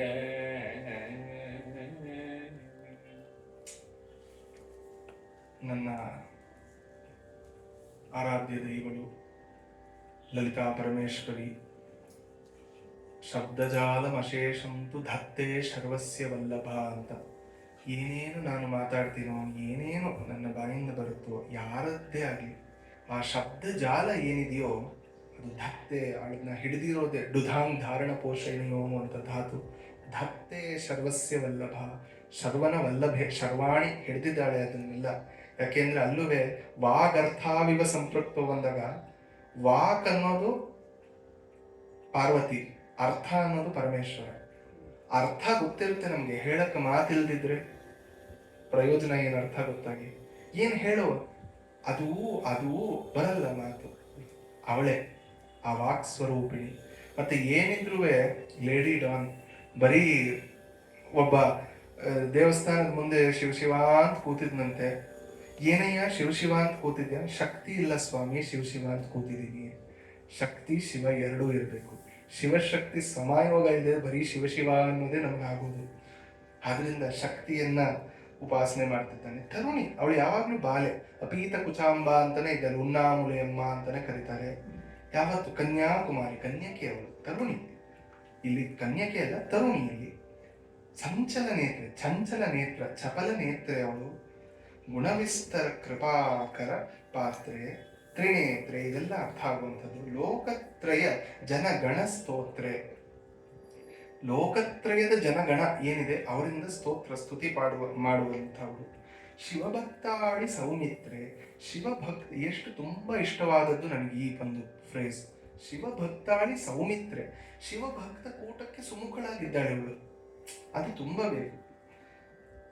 ಪರಮ ಗುಣ ಗಾಂಭೀರೆ ಪರಮೇಶ್ವರ ಸದಾ ಸುಖಕಾರೇ, ಯಾವಾಗಲೂ ಪರಮೇಶ್ವರ ಸುಖಕ್ಕೆ ಇರುವಂಥಳು. ವಿಹರತಿ ಸತಿ ತ್ವತ್ಪತಿ ರಸವು ಅಂತ ಶಂಕರಾಚಾರ್ಯರು ಹೇಳಿದಂಗೆ. ಗಿರಿಜೆ ಅಜೆ ಅವಳು. ಗಿರಿಜಯ ಅಜಯ ಅಂತ ದೀಕ್ಷಿತರು ಹೇಳ್ತಾರೆ. ಗಿರಿಜಾ ಅಂದ್ರೆ ಸಗುಣ, ಅಜ ಅಂದ್ರೆ ನಿರ್ಗುಣ. ಸಗುಣಯ ನಿರ್ಗುಣಯ ರಕ್ಷಿತೋಹಂ ಅಂತ. ಮತ್ಕೃತಿಗೆ ಚಮತ್ಕೃತಿಯ ಚತುರೋಕ್ತಿಯ ಚಮತ್ಕೃತಿಯ. ಚತುರೋಕ್ತಿ ಇವಾಗ ಕಾವ್ಯ ಬರಿಬೇಕು, ನಾನೇನು ಆಟೋಬಯೋಗ್ರಫಿ ಬರೀತಿಲ್ಲ ಅಥವಾ ಯಾವುದೋ ದುರಂತದ ಕಥೆ ಬರೀತಿಲ್ಲ. ಆಸ್ ಇಟ್ ಈಸ್ ಅಂತ ಹೇಳ್ತೀವಲ್ಲ, ಹಾಗೆ ಬರೆಯೋದಕ್ಕೆ ಚಮತ್ಕಾರ ಬೇಕಿಲ್ಲಿ, ಚತುರೋಕ್ತಿ ಬೇಕು. ಆ ವಾಕ್ ಶಕ್ತಿನೇ ಇಲ್ಲದಿದ್ರೆ ಮನಸ್ಸಲ್ಲೆಲ್ಲ ತುಂಬಿಕೊಂಡು ಏನು ಮಾಡೋದು? ಅದಕ್ಕೆ ನಾವು ಕೇಳಬೇಕಾದದ್ದು ಗಿರಿಜೆಯನ್ನೇ ಅಂತ. ವಾಚಾರಂಭಣಂ ವಿಕಾರೋ ನಾಮಧೇಯಂ ಮೃತ್ತಿಕೇತ್ಯೇವ ಸತ್ಯಂ ಅಂತ ಉಪನಿಷತ್ ಹೇಳೋ ಹಾಗೆ, ಸತ್ಯ ಅನ್ನೋದು ಕೊನೆಗೆ ಬರೀ ಓಂಕಾರ, ಮೃತ್ತಿಕೇತ್ಯೇವ ಸತ್ಯಂ. ಆದರೆ ನಮಗೆ ಲೌಕಿಕದಲ್ಲಿ ವ್ಯವಹಾರದಲ್ಲಿ ಸರ್ವೇ ಸರ್ವಾರ್ಥವಾಚಕ ಅಂತ ಪತಂಜಲಿ ಹೇಳಿಬಿಟ್ರು ಮಹಾಭಾಷ್ಯದಲ್ಲಿ. ಯೌಗಿಕರಿಗೆ, ನಮಗಲ್ಲವಲ್ಲ, ನಮಗೆ ಬೇಕು, ವಾಕ್ ಬೇಕು. ಆದ್ದರಿಂದ ಗಿರಿಜೆಯನ್ನ ಪ್ರಾರ್ಥನೆ ಮಾಡಿದ್ದೇವೆ. ಭಾಳ ನಯನದೊಳಗುದು ಧಾಡ ಧಾಳಿಗಾಡಿಯೇ ನಡೆದು ಹರಿಸುರಪಾಲ ಮೊದಲಾಗಿಹ ಸಮಸ್ತರ ಮುರಿದು ಧೃತಿಗೆಡಿಸಿ ಮೇಲೆ ದಕ್ಷನ ಶಿಕ್ಷಿಸುತ್ತೆ ಕರುಣಾಳು ಅಭಯವನಿತ್ತು ಪಾಲಿಪ ಶೂಲಿಸುತ್ತ ವೀರೇಶ ಶರಭೇಂದ್ರಾದಿ ರಕ್ಷಿಪುಡು.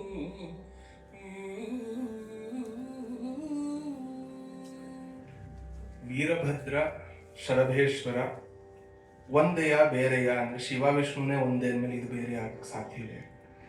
ಆದ್ರಿಂದ ಇವನಿಗೆ ತುಂಬ ಪ್ರೀತಿಯಾದ ಒಂದು ಶಿವನ ಐಕೋನೋಗ್ರಫಿ ಮೂರ್ತಿ ಅಂತ ಹೇಳಿದ್ರೆ ವೀರಭದ್ರ ಮೂರ್ತಿ. ಸೊ ಆ ವೀರಭದ್ರನನ್ನ ಕೇಳ್ಕೊತಿದ್ದಾನೆ. ಹೇಗೆ ಹುಟ್ಟಿದ ಆ ವೀರಭದ್ರ ಅಂದ್ರೆ ಯಾವ ಒಂದು ಪ್ರಸಂಗದಲ್ಲಿ ಹುಟ್ಟಿದ ಅಂದ್ರೆ ನರಸಿಂಹನ ತರವೇ ಆ ಕೋಪಾಗ್ನಿಯಲ್ಲೇ ಹುಟ್ಟಿದವನನ್ನು. ಆ ಶಿವನ ಮೂರನೇ ಭಾಲಲೋಚನ ಅವನು, ಆ ಭಾಲಾಕ್ಷದಿಂದ ಬಂದಿದ್ದು. ಯಾವಾಗ ದಕ್ಷ ಯಾಗಕ್ಕೆ ಅನ್ಇನ್ವೈಟೆಡ್ ಗೆಸ್ಟ್ ಆಗಿ ಸತಿ ಹೋಗಿ ಕೊನೆಗೆ ತನ್ನನ್ನೇ ತಾನು ಆಹುತಿಯಾಗಿ ಕೊಡುವಂತಹ ಪ್ರಸಂಗ ಬರುತ್ತೆ, ಶಿವನ ಕೋಪಕ್ಕೆ ಕ್ರೋಧಕ್ಕೆ ಎಲ್ಲೇ ಇರಲ್ಲ. ಆ ಮೂರನೇ ಕಣ್ಣಿಂದ ಬರುವಂತಹವನು ವೀರಭದ್ರ. ಅದನ್ನ ದೀಕ್ಷಿತರು ಒಂದೇ ರುದ್ರಕೋಪ ಜಾತ ವೀರಭದ್ರ ಆಶ್ರಯೇ ಅಷ್ಟೇ. ಅವನ ಕೋಪದಿಂದ ಹುಟ್ಟಿದವನೇ ವೀರಭದ್ರ. ಅವನು ದಂಡನಾಥ. ಅವನು ಕರೆಕ್ಟಾಗಿ ಯಾರಿಗೆ ಏನು ಸಲ್ಲಬೇಕು ಕೊಡ್ತಾನ ಅವನು ಹೋಗಿ. ಹಾಗೆ ಅಲ್ಲಿ ಹರಿ, ಸುರೇಂದ್ರ, ವಿಷ್ಣು, ಇಂದ್ರ ಎಲ್ಲರೂ ಇದ್ರು ಆ ದಕ್ಷ ಯಾಗದಲ್ಲಿ. ಏನೋ ಒಂಚೂರು ಸಮಾಧಾನ ಹೇಳಕ್ ಬಂದ್ರು, ಇಲ್ಲ ತಡಿ ಅಂತ ತಡಿಯೋಕ್ ಬಂದ್ರು.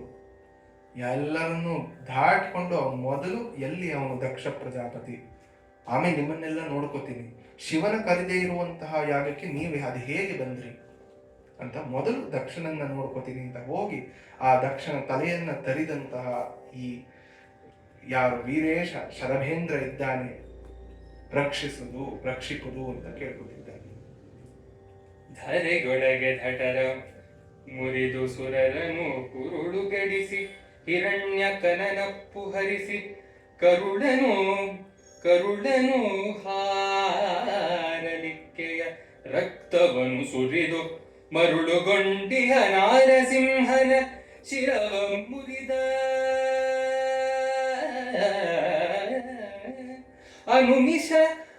ಅನುಮಿಷರಿಗ ಭಯದ ಕರವನೆಗಹಿದ ಶರಭ ಮತ್ಕೃತಿಗೆ ಚತುರತೆಯ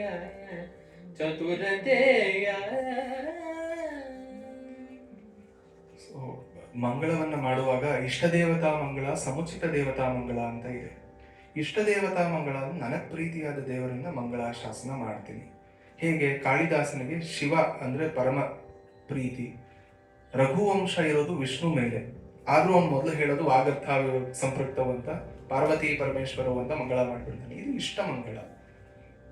ಆದ್ರೆ ಸಮುಚಿತ ಮಂಗಳ ಅಂದ್ರೆ ನನಗೆ ಇಷ್ಟ ದೇವತೆ ಯಾರು ಇರ್ಲಿ, ಈಗ ಈ ಕೃತಿ ಶಿವನ ಮೇಲೆ ಬರೀತಿದ್ದೀನಿ ಅಂದ್ರೆ ಮಂಗಳಾಶಾಸನ ಶಿವನ ಮೇಲೆ ಮಾಡ್ತೀನಿ, ನನಗೆ ಇಷ್ಟ ದೇವತೆ ವಿಷ್ಣುನೇ ಆಗಿರಬಹುದು ಅಂತ. ಇವನಿಗೆ ಇಲ್ಲಿ ಒದಕ್ ಬಂದಿದೆ ಇಷ್ಟ ದೇವತೆಯೂ ಶರಭನೇ, ಸಮುಚಿತ ದೇವತೆಯೂ ಶರಭೇಶ್ವರನೇ. ಆದ್ರಿಂದ ಅಂತಹ ಇಷ್ಟ ಸಮುಚಿತ ದೇವತೆಯಾದ ಶರಭೇಶ್ವರನನ್ನ ತಿರುಗಿ ಹೊಗಳ್ತಾ ಇದ್ದಾನೆ. ಹಿರಣ್ಯಕನ ಅಪಹರಿಸಿ ಕರುಳನು ಹಾರಲಿಕ್ಕಿಯೇ ರಕ್ತವನ್ನು ಸುರಿದು ಮರುಳುಗೊಂಡಿಹ ನರಸಿಂಹನ ಶಿರವ ಮುರಿದ ಅನಿಮೇಷ. ಅನಿಮೇಷರಿಗೆ ಅಭಯದ ಕರವ ನೆಗೈದ ಶರಭ. ಅನಿಮೇಷರು ಅಂದ್ರೆ ಯಾರು ಕಣ್ಣು ಮುಚ್ಚೋಲ್ಲ ಅಂತಹ ದೇವತೆಗಳು ಅಂತ. ಅದಕ್ಕೆ ಕಾಳಿದಾಸ ಒಂದು ಕಡೆ ಹೇಳ್ತಾನೆ, ಅಯ್ಯೋ ಈ ಸ್ವರ್ಗವ ಯಾರಿಗೆ ಬೇಕು ಸ್ವರ್ಗ, ಅಲ್ಲಿ ವಟ ಅಂತ ಕಣ್ಣೂ ಮುಚ್ಚದೆ ಹಿಂಗೆ ಅನಿಮೇಷ ವಿಡಂಬಂತೆ ಕಣ್ಣು ಬಿಟ್ಕೊಂಡು ನೋಡ್ತಾ ಇರ್ತಾರೆ, ನಮ್ಗೆ ಈ ಭೂಮಿನೇ ಸಾಕು, ಅವರೇ ಇಲ್ಲಿ ಬರಲಿ ಅಂತಾನೆ. ಅನಿಮೇಷ ಅಂದ್ರೆ ದೇವತೆಗಳಿಗೆ ಅಭಯವನ್ನು ಕೊಟ್ಟ ಶರಭ. ಯಾಕೆ ಅಂದ್ರೆ ಆ ಹಿರಣ್ಯಕಶಿಪುವನ್ನ ಕಿತ್ತು ಅವನ ಕರಳನ್ನ ಬಗೆದು ರಕ್ತವನ್ನು ಕುಡಿದು ಉನ್ಮತ್ತನಾದ ನರಸಿಂಹನನ್ನ ಪ್ರಶಾಂತ ಮಾಡಿ ಲೋಕವನ್ನ ಕಾಪಾಡಿದಂತಹ ಶರಭೇಶ. ಅವನಿಗೆ ನಾನು ನಮಸ್ಕಾರಗಳನ್ನು ಮಾಡಿ ಚತುರೋಕ್ತಿಯನ್ನು ಪ್ರಾರ್ಥಿಸುತ್ತೇನೆ. ದೇವ್ರ ದೀಪ ಹಚ್ಚಿ ಬರ್ತೀನಿ. ದೇವ್ರ ದೀಪ ಹಚ್ಚಿಬಿಟ್ಟು ಬರ್ಬೇಕಾದ್ರೆ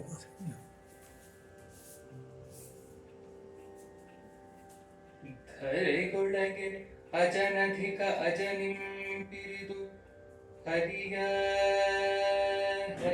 ಹರಿಸುವ ಹರನದಿಕ ಆಹರೆಗೆ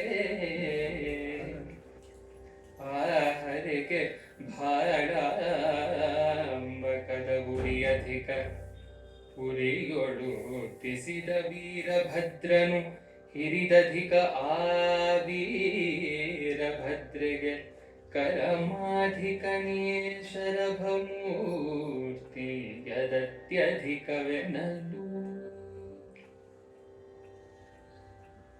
ಇದು ತುಂಬಾ ಮುಖ್ಯ. ನಮ್ಗೆ ಯಾವ ದೇವತೆಯನ್ನು ಹೊಗಳ್ತೀವೋ ಅವರು ಬಹಳ ಶ್ರೇಷ್ಠ. ಬೇರೆಯವರನ್ನು ಕೆಳಗೆ ಹಾಕಬೇಕು ಅಂತಲ್ಲ, ಇವರು ತುಂಬಾ ಶ್ರೇಷ್ಠ. ಜಗತ್ತಿನಲ್ಲಿ ಅತಿ ಶ್ರೇಷ್ಠ ವ್ರತ ಎಂದರೆ ಇಂದು ಮಾಡುವ ವ್ರತ. ಇವತ್ತು ಸಿದ್ಧಿವಿನಾಯಕ ವ್ರತ ಮಾಡಿದ್ರೆ ವಿನಾಯಕನೇ 3 ಲೋಕಕ್ಕೂ ಅಧಿಪತಿ. ವರಮಹಾಲಕ್ಷ್ಮಿ ಇನ್ನೇನು ಬರುತ್ತೆ, ವರಮಹಾಲಕ್ಷ್ಮಿ ವ್ರತ ಮಾಡಿದ್ರೆ ವರಮಹಾಲಕ್ಷ್ಮಿಯೇ 3 ಲೋಕಕ್ಕೂ ಅಧಿದೈವತೆ. ಲಲಿತಾ ತ್ರಿಪುರ ಸುಂದರಿ ಅಂದ್ರೆ ಅವಳೇ ಶಿವ ವಿಷ್ಣುವರಿಗೆ ಜನನಿ. ಹಾಗೆ ಇಲ್ಲಿ ಕೂಡ ಶರಭೇಶ್ವರನೇ ಎಲ್ಲರಿಂದ ಶ್ರೇಷ್ಠವಾದ ದೈವ ಅಂತ. ಧರೆಯೊಳಗೆ ಅಜನಧಿಕಪ್ಪ, ನಮಗೆ ಗೊತ್ತೇ ಗೊತ್ತು. ಬ್ರಹ್ಮ ಅನ್ನೋದು ತುಂಬಾ ಸುಪ್ರೀಂ ಇನ್ ದಿಸ್ ವರ್ಲ್ಡ್. ಅಜನಿಂಪಿರಿದು ಹರಿ. ಬ್ರಹ್ಮನ್ ಸ್ವಲ್ಪ ಜಾಸ್ತಿ ಅಂದ್ರೆ ಹರಿನೇ, ನಮ್ಗೆ ಗೊತ್ತು ವಿಷ್ಣು. ಆ ಹರಿಸುವ ಹರನಧಿಕ. ಹರಿಯಿಂದ ಹರ ನಮಗೆ ತುಂಬಾ ಜಾಸ್ತಿಪ್ಪ. ಆ ಹರಗೆ ಭಾಳಾಂಬಕದ ಉರಿ ಅಧಿಕ. ಈ ಶಿವನಿಗೆ ಏನಪ್ಪಾ ಅಂದ್ರೆ ಅವನ ಟ್ರೈಟ್, ಕ್ಯಾರೆಕ್ಟರಿಸ್ಟಿಕ್ ಟ್ರೈಟ್ ಅಂದ್ರೆ ಆ 3ನೇ ಕಣ್ಣು. ಆ 3ನೇ ಕಣ್ಣಿನ ಬೆಂಕಿನೇ ಅಧಿಕ. ಅವನಿಗೆ ಉರಿ ಇಲ್ಲ ಅಂದ್ರೆ ಯಾರೇ ಶಿವನು ನಮ್ಮ ಥರಾನೇ ಅನ್ನೋರು. ಅದಕ್ಕೆ ಹೆದರ್ಕೊಳ್ತಾನೆ ಇವಾಗ ಎಲ್ಲರೂ ಅವ್ನ ಮಾತು ಕೇಳೋದು. ಅದು ಅಧಿಕ. ಉರಿಯೋಳು ಉದಿಸಿದ ವೀರಭದ್ರನು ಹಿರಿಯಧಿಕ. ಆ ಉರಿ ಅಧಿಕ ಅಂದ್ರೆ ಅದರಿಂದ ಬಂದಂತಹ ವೀರಭದ್ರ ಮೂರ್ತಿ, ಉರಿನೇ ಮೂರ್ತಿವತ್ ಬಂದಿದ್ದಾನೆ, ಅವನು ಇನ್ನೆಷ್ಟು ಅಧಿಕ. ಅವನು ಆ ವೀರಭದ್ರಗೆ ಕರಾಮಧಿಕ, ಅವನಿಂದ 1 ಹಿಡಿ ಜಾಸ್ತಿ. ಯಾರು? ನನಗಿಷ್ಟವಾದ ಶರಭಮೂರ್ತಿ ಅಂತ ಹೇಳ್ತಿದ್ದಾನೆ. ನಂದಿಕೇಶ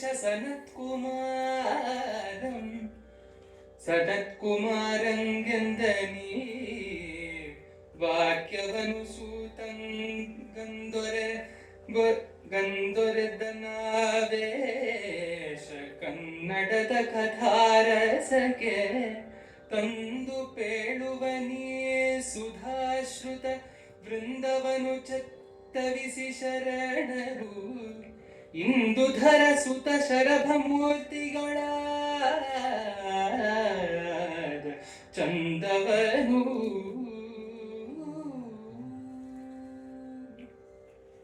ಚಿತ್ತವಿಸಿ ಕೇಳುವುದು ಯಾರು? ಶರಣರು. ಯಾವ್ಯಾವ ಶಿವಭಕ್ತರಿದ್ದಾರೋ ಎಲ್ಲರೂ ಕೇಳೋದು. ಇಂದುಧರ ಸುತ ಶರಭಮೂರ್ತಿಯೊಳಾದ ಚಂದವನು. ಇಂದುಧರ ಸುತನಾದ ಶರಭಮೂರ್ತಿ, ಶಿವನ ಸುತನಾದ ಶರಭಮೂರ್ತಿ ಇದೆಯಲ್ಲ, ಅವನ ಚಂದವನ್ನು ಕೇಳಬೇಕು. ಇದನ್ನ ಮೂಲದಲ್ಲಿ ಯಾರು ಹೇಳಿದ್ದಾರಪ್ಪ ಅಂದ್ರೆ ನಂದಿಕೇಶ್ವರ ಸನತ್ಕುಮಾರನಿಗೆ ಹೇಳ್ತಾನೆ ಈ ವಾಕ್ಯವನ್ನ. ಅದನ್ನ ಅವನು ಸೂತನಿಗೆ ಹೇಳ್ತಾನೆ, ಸೂತ ಪುರಾಣಿಕರಿಗೆ. ಇದನ್ನ ಕನ್ನಡ ಕಥೆಯಾಗಿ ನಾ ಬರ್ದಿದ್ದೀನಿ ನೋಡಿಪ್ಪ, ಸ್ವಾಮಿಗಳೇ ಎಲ್ಲರೂ ಕೂತ್ಕೊಂಡು ಇದನ್ನ ಚಿತ್ತರಿಸಿ ಕೇಳ್ಬೋದು ಅಂತ ಪ್ರಾರ್ಥನೆ, ಕವಿ ಪ್ರಾರ್ಥನೆ, ಬಿನ್ನಪ. ಎಂತೆನಲು ಪರ್ವಿದ ಧರಣಿ ಕಾಂತವುಟ್ಟಂಬರ ದವುಳು ತಾನಂತ ಭೂಷಣ ರತ್ನ ಮುಕ್ತ ಫಲನು ಕಾಂತಿಗಲಿ ಸತತಂ ಬಲು ನದಿಯ ಕೂಡುವ ಶಾಂತ ಗಹನ ತರಂಗಲಹರಿಯ ಮುಂದೆ ಗಾಂಭೀರತೆಗಳಂ ಲವಣಾಬ್ಧಿ ರಂಜಿಪುಡು.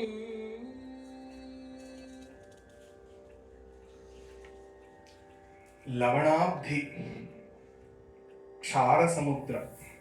ನಾವು ಕ್ಷೀರ ಸಮುದ್ರವನ್ನೇ ಹೇಳ್ತೀವಿ, ಇಲ್ಲಿ ಕ್ಷಾರ ಸಮುದ್ರದ ವರ್ಣನೆಯನ್ನ ಮಾಡಿದ್ದಾರೆ, ಲವಣಾಬ್ಧಿಯ ವರ್ಣನೆ. ಹೀಗೆ ಹೇಳಿದಾಗ ಧರಣಿ ಕಾಂತೆ, ಧರಣಿ ಎನ್ನುವ ಈ ಸ್ತ್ರೀ ಯಾರಿದ್ದಾಳೆ, ಹೆಣ್ಣು, ಅವಳು ಹುಟ್ಟಂತಹ ಅಂಬರವಲು. ಅವಳು 3 ಕಡೆಯಿಂದ, ನಮ್ಮ ಭಾರತಾಂಬೆ ಅಂತೂ 3 ಕಡೆಯಿಂದ ಹುಟ್ಟೇ ಇದ್ದಾಳಲ್ವಾ, ಆತಹ ಒಂದು ಅಂಬರದಂತೆ ಇರುವಂತಹ ಈ ಸಮುದ್ರ ಅನಂತ ರತ್ನ ಮುಕ್ತ ಫಲ ಕಾಂತಿಯಲ್ಲಿ ರತ್ನಾಕರ ಅಂತಾನೆ ಹೇಳ್ತೀವಿ. ಸಮುದ್ರದಲ್ಲಿ ಇರುವಂತಹ ಎಲ್ಲ ರತ್ನಗಳ ಒಂದು ಸಿರಿ ಅದು. ಎಲ್ಲ ರತ್ನವೂ ಅಲ್ಲಿ ಭಟ್ಟಿಯಾಗಿ ಇರುವಂತಹ ಜಾಗ ಅದು. ಅದಷ್ಟೇ ಅಲ್ಲ, ಒಳ್ಳೆಯದು ಅನ್ನೋದು ಈ ಸಜ್ಜನರಿಗೆ ಎಲ್ಲ ಕಡೆಯಿಂದ ಬಂದು ಕೂಡ್ಕೊಳ್ಳುತ್ತೆ ಅಂತ ಹೇಳ್ತೀವಲ್ಲ, ಹಾಗೆ ನದಿಗಳು ಎಲ್ಲೆಲ್ಲೇ ಇರಲಿ, ಕೊನೆಗೆ ಏನು ಏನದು ಸರ್ವದೇವ ನಮಸ್ಕಾರ ಗಚ್ಚತಿ ಸಾಗರಂ,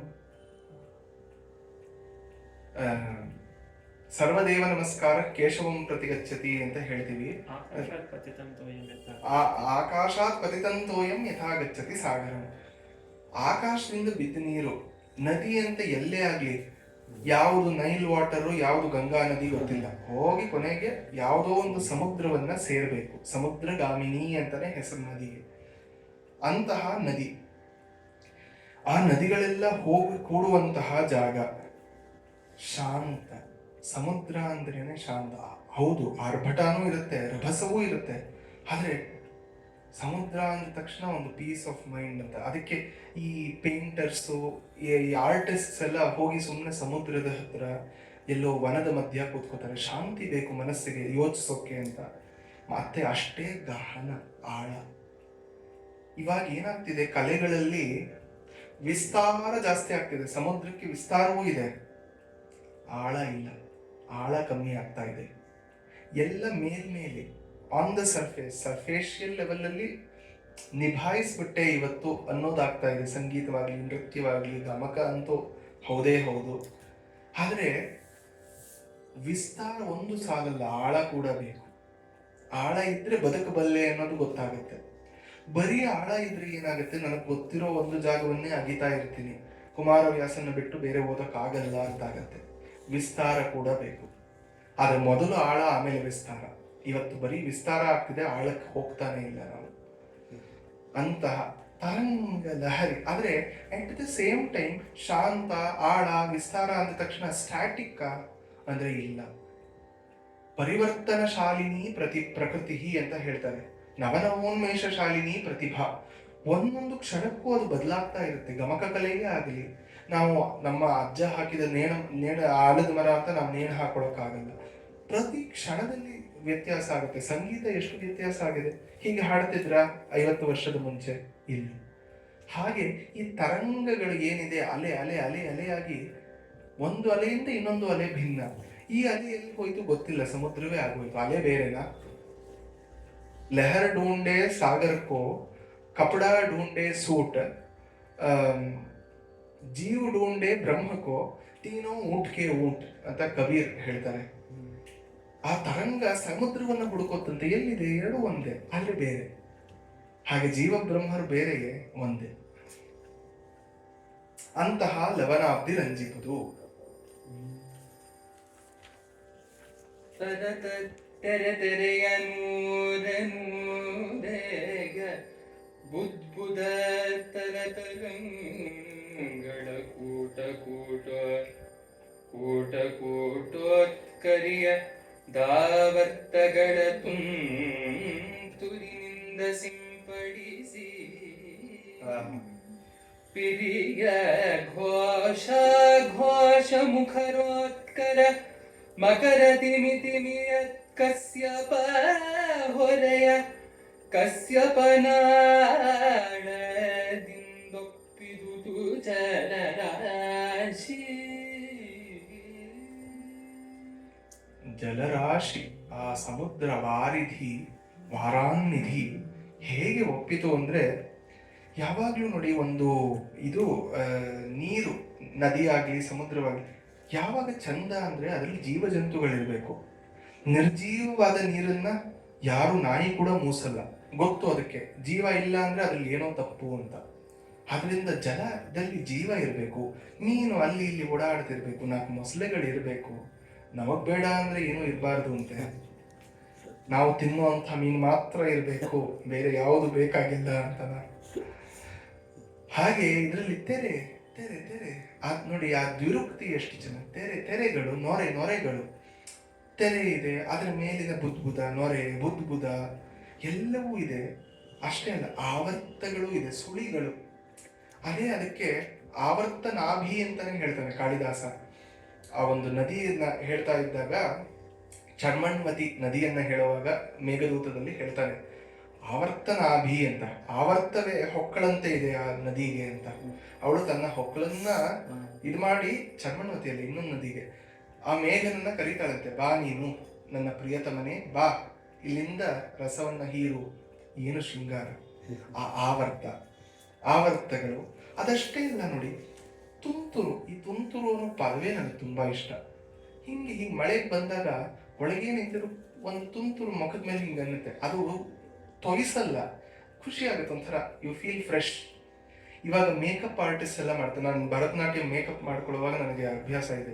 ಮೇಕಪ್ ಎಲ್ಲ ಮಾಡಿದ್ಮೇಲೆ ಅದು ಕರೆಕ್ಟಾಗಿ ಕೂತಿದೆ ಅಂದಮೇಲೆ ಒಂದು ಇದನ್ನ ಪಫ್ ತಗೊಂಡು ಒಂದ್ಸತಿ ಇದು ಮಾಡ್ತಾರೆ, 1-4 ಇದು ನೀರು ಬರುತ್ತೆ. ಓ ಯು ಫೀಲ್ ಫ್ರೆಶ್ ಹಾ ಅಂತ. ಆದರೆ ಅದು ಮೇಕಪ್ ಹೋಗ್ಸಲ್ಲ. ಅದಕ್ಕೆ ಒಂದು ಬಕೆಟಲ್ಲಿ ಹಿಂಗೆ ಸುರಿದ್ರೆ ಆ ತುಂತುರು, ಅದಕ್ಕೆ ಅದು ಸಿಂಪಡಿಸುವುದು. ಸಿಂಚನ, ಸೇಚನ ಅಂತ ನಾವು ಸಂಸ್ಕೃತದಲ್ಲಿ ಹೇಳ್ತೀವಲ್ಲ ಅದು. ಘೋಷ ಅಘೋಷ ಎರಡೂ ಇದೆ. ಘೋಷ ಅಂದ್ರೆ ಸಮುದ್ರದ ಒಂದು ಸದ್ದು. ಅಲ್ಲಿ ಹೋದ್ರೆ ಏನು ನಾವು ಮಾತಾಡೋದೇ ಕೇಳಲ್ಲ. ನಯಾಗರಾ ಫಾಲ್ಸ್ ಹತ್ರ ಹೋದವ್ರಿಗೆ ಗೊತ್ತೇ ಇರುತ್ತೆ. ಯಾವುದೇ ಸಮುದ್ರದ ದಡಕ್ಕೆ ಹೋದ್ರೆ ಆ ಘೋಷ ಎಷ್ಟು. ಆದ್ರೆ ಅಟ್ ದ ಸೇಮ್ ಟೈಮ್ ಆ ಘೋಷದಲ್ಲೇ ಒಂದು ಅಘೋಷ, ನಿಶ್ಶಬ್ದತೆ ಇದೆ, ಮೌನವಿದೆ. ಆ ಘೋಷದೊಳಗಿನ ಅಘೋಷ, ಅದನ್ನು ನಾವು ಪಡಿಬೇಕು. ಮುಖರೋತ್ಕರ, ಮುಖರ ಅಂದ್ರೆ ಆ ಒಂದು ಸದ್ದು, ನಾದ, ಅದರ ಉತ್ಕರ, ಅದು ಅದರಲ್ಲಿ ಜೀವರಾಶಿ ಇಲ್ಲದೆ. ಮಕರ ಅಂದ್ರೆ ಮೊಸಳೆ ಇತ್ಯಾದಿ. ತಿಮಿಂಗಿಲ ಅಂದ್ರೆ ದೊಡ್ಡ ದೊಡ್ಡ ಮೀನುಗಳು, ಇವಾಗ ಶಾರ್ಕ್ ಅಂತ ಏನು ಹೇಳ್ತೀವಿ ಅದನ್ನು. ಕಶ್ಯಪ, ಕಶ್ಯಪ ಅಂದ್ರೆ ಕಚ್ಚಪ, ಆಮೆಗಳು, ಎಲ್ಲವೂ ಇರುವಂತಹ ಈ ಜಲರಾಶಿ ಆಹಾ ಹೇಗಿದೆ.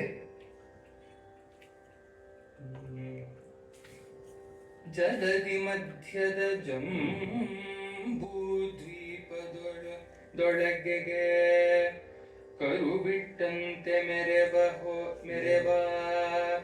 ಜಂಬೂದ್ವೀಪದೊಳಗೆ. ಜಲಧಿ ಮಧ್ಯದ ಜಂಬೂದ್ವೀಪದೊಳಿಲೆಗೆ ಕರು ಬಿಟ್ಟಂತೆ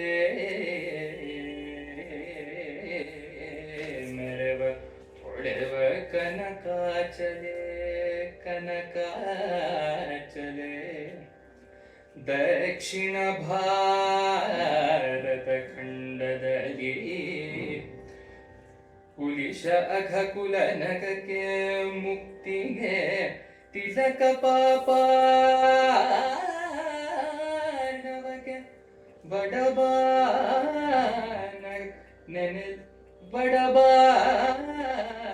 ನೆನಲು ಲಹರಿ ತರಂಗ ಪಹಾರ ಹೋಗ್ತಿಹುದು.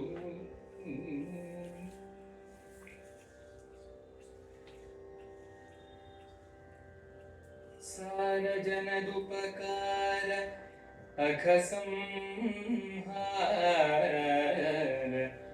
ಜಗದುದ್ಧಾರ ಮುಕ್ತಿ ವ್ಯಾಪಾರ ಜೀವಾಕಾರ ಲೋಕಾಧಾರ ಲೋಕಾಧಾರ ಸಂಸಾರ ದೂರ ಶಾಸ್ತಾಪೂರ ಮುನಿಕುಲಗಾರವೆನಿಸುವ ತುಂಗಭದ್ರಾವಾರ ನದಿರಂಚಿಪುಡು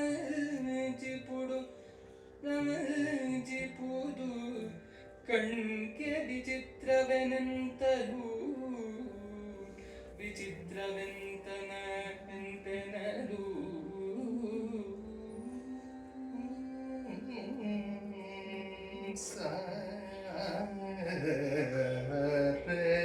ಜನದುಪಕಾರ ಅಘ ಸಂಹಾರ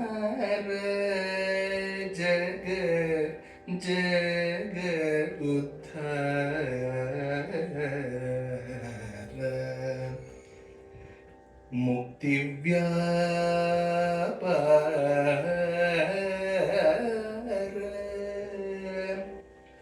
ಮುಕ್ತಿ ವ್ಯಾಪಾರ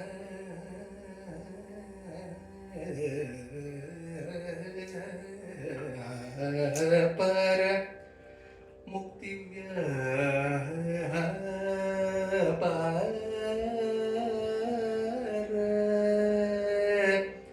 ತುಂಗಭದ್ರಾ ತುಂಗಭದ್ರಾ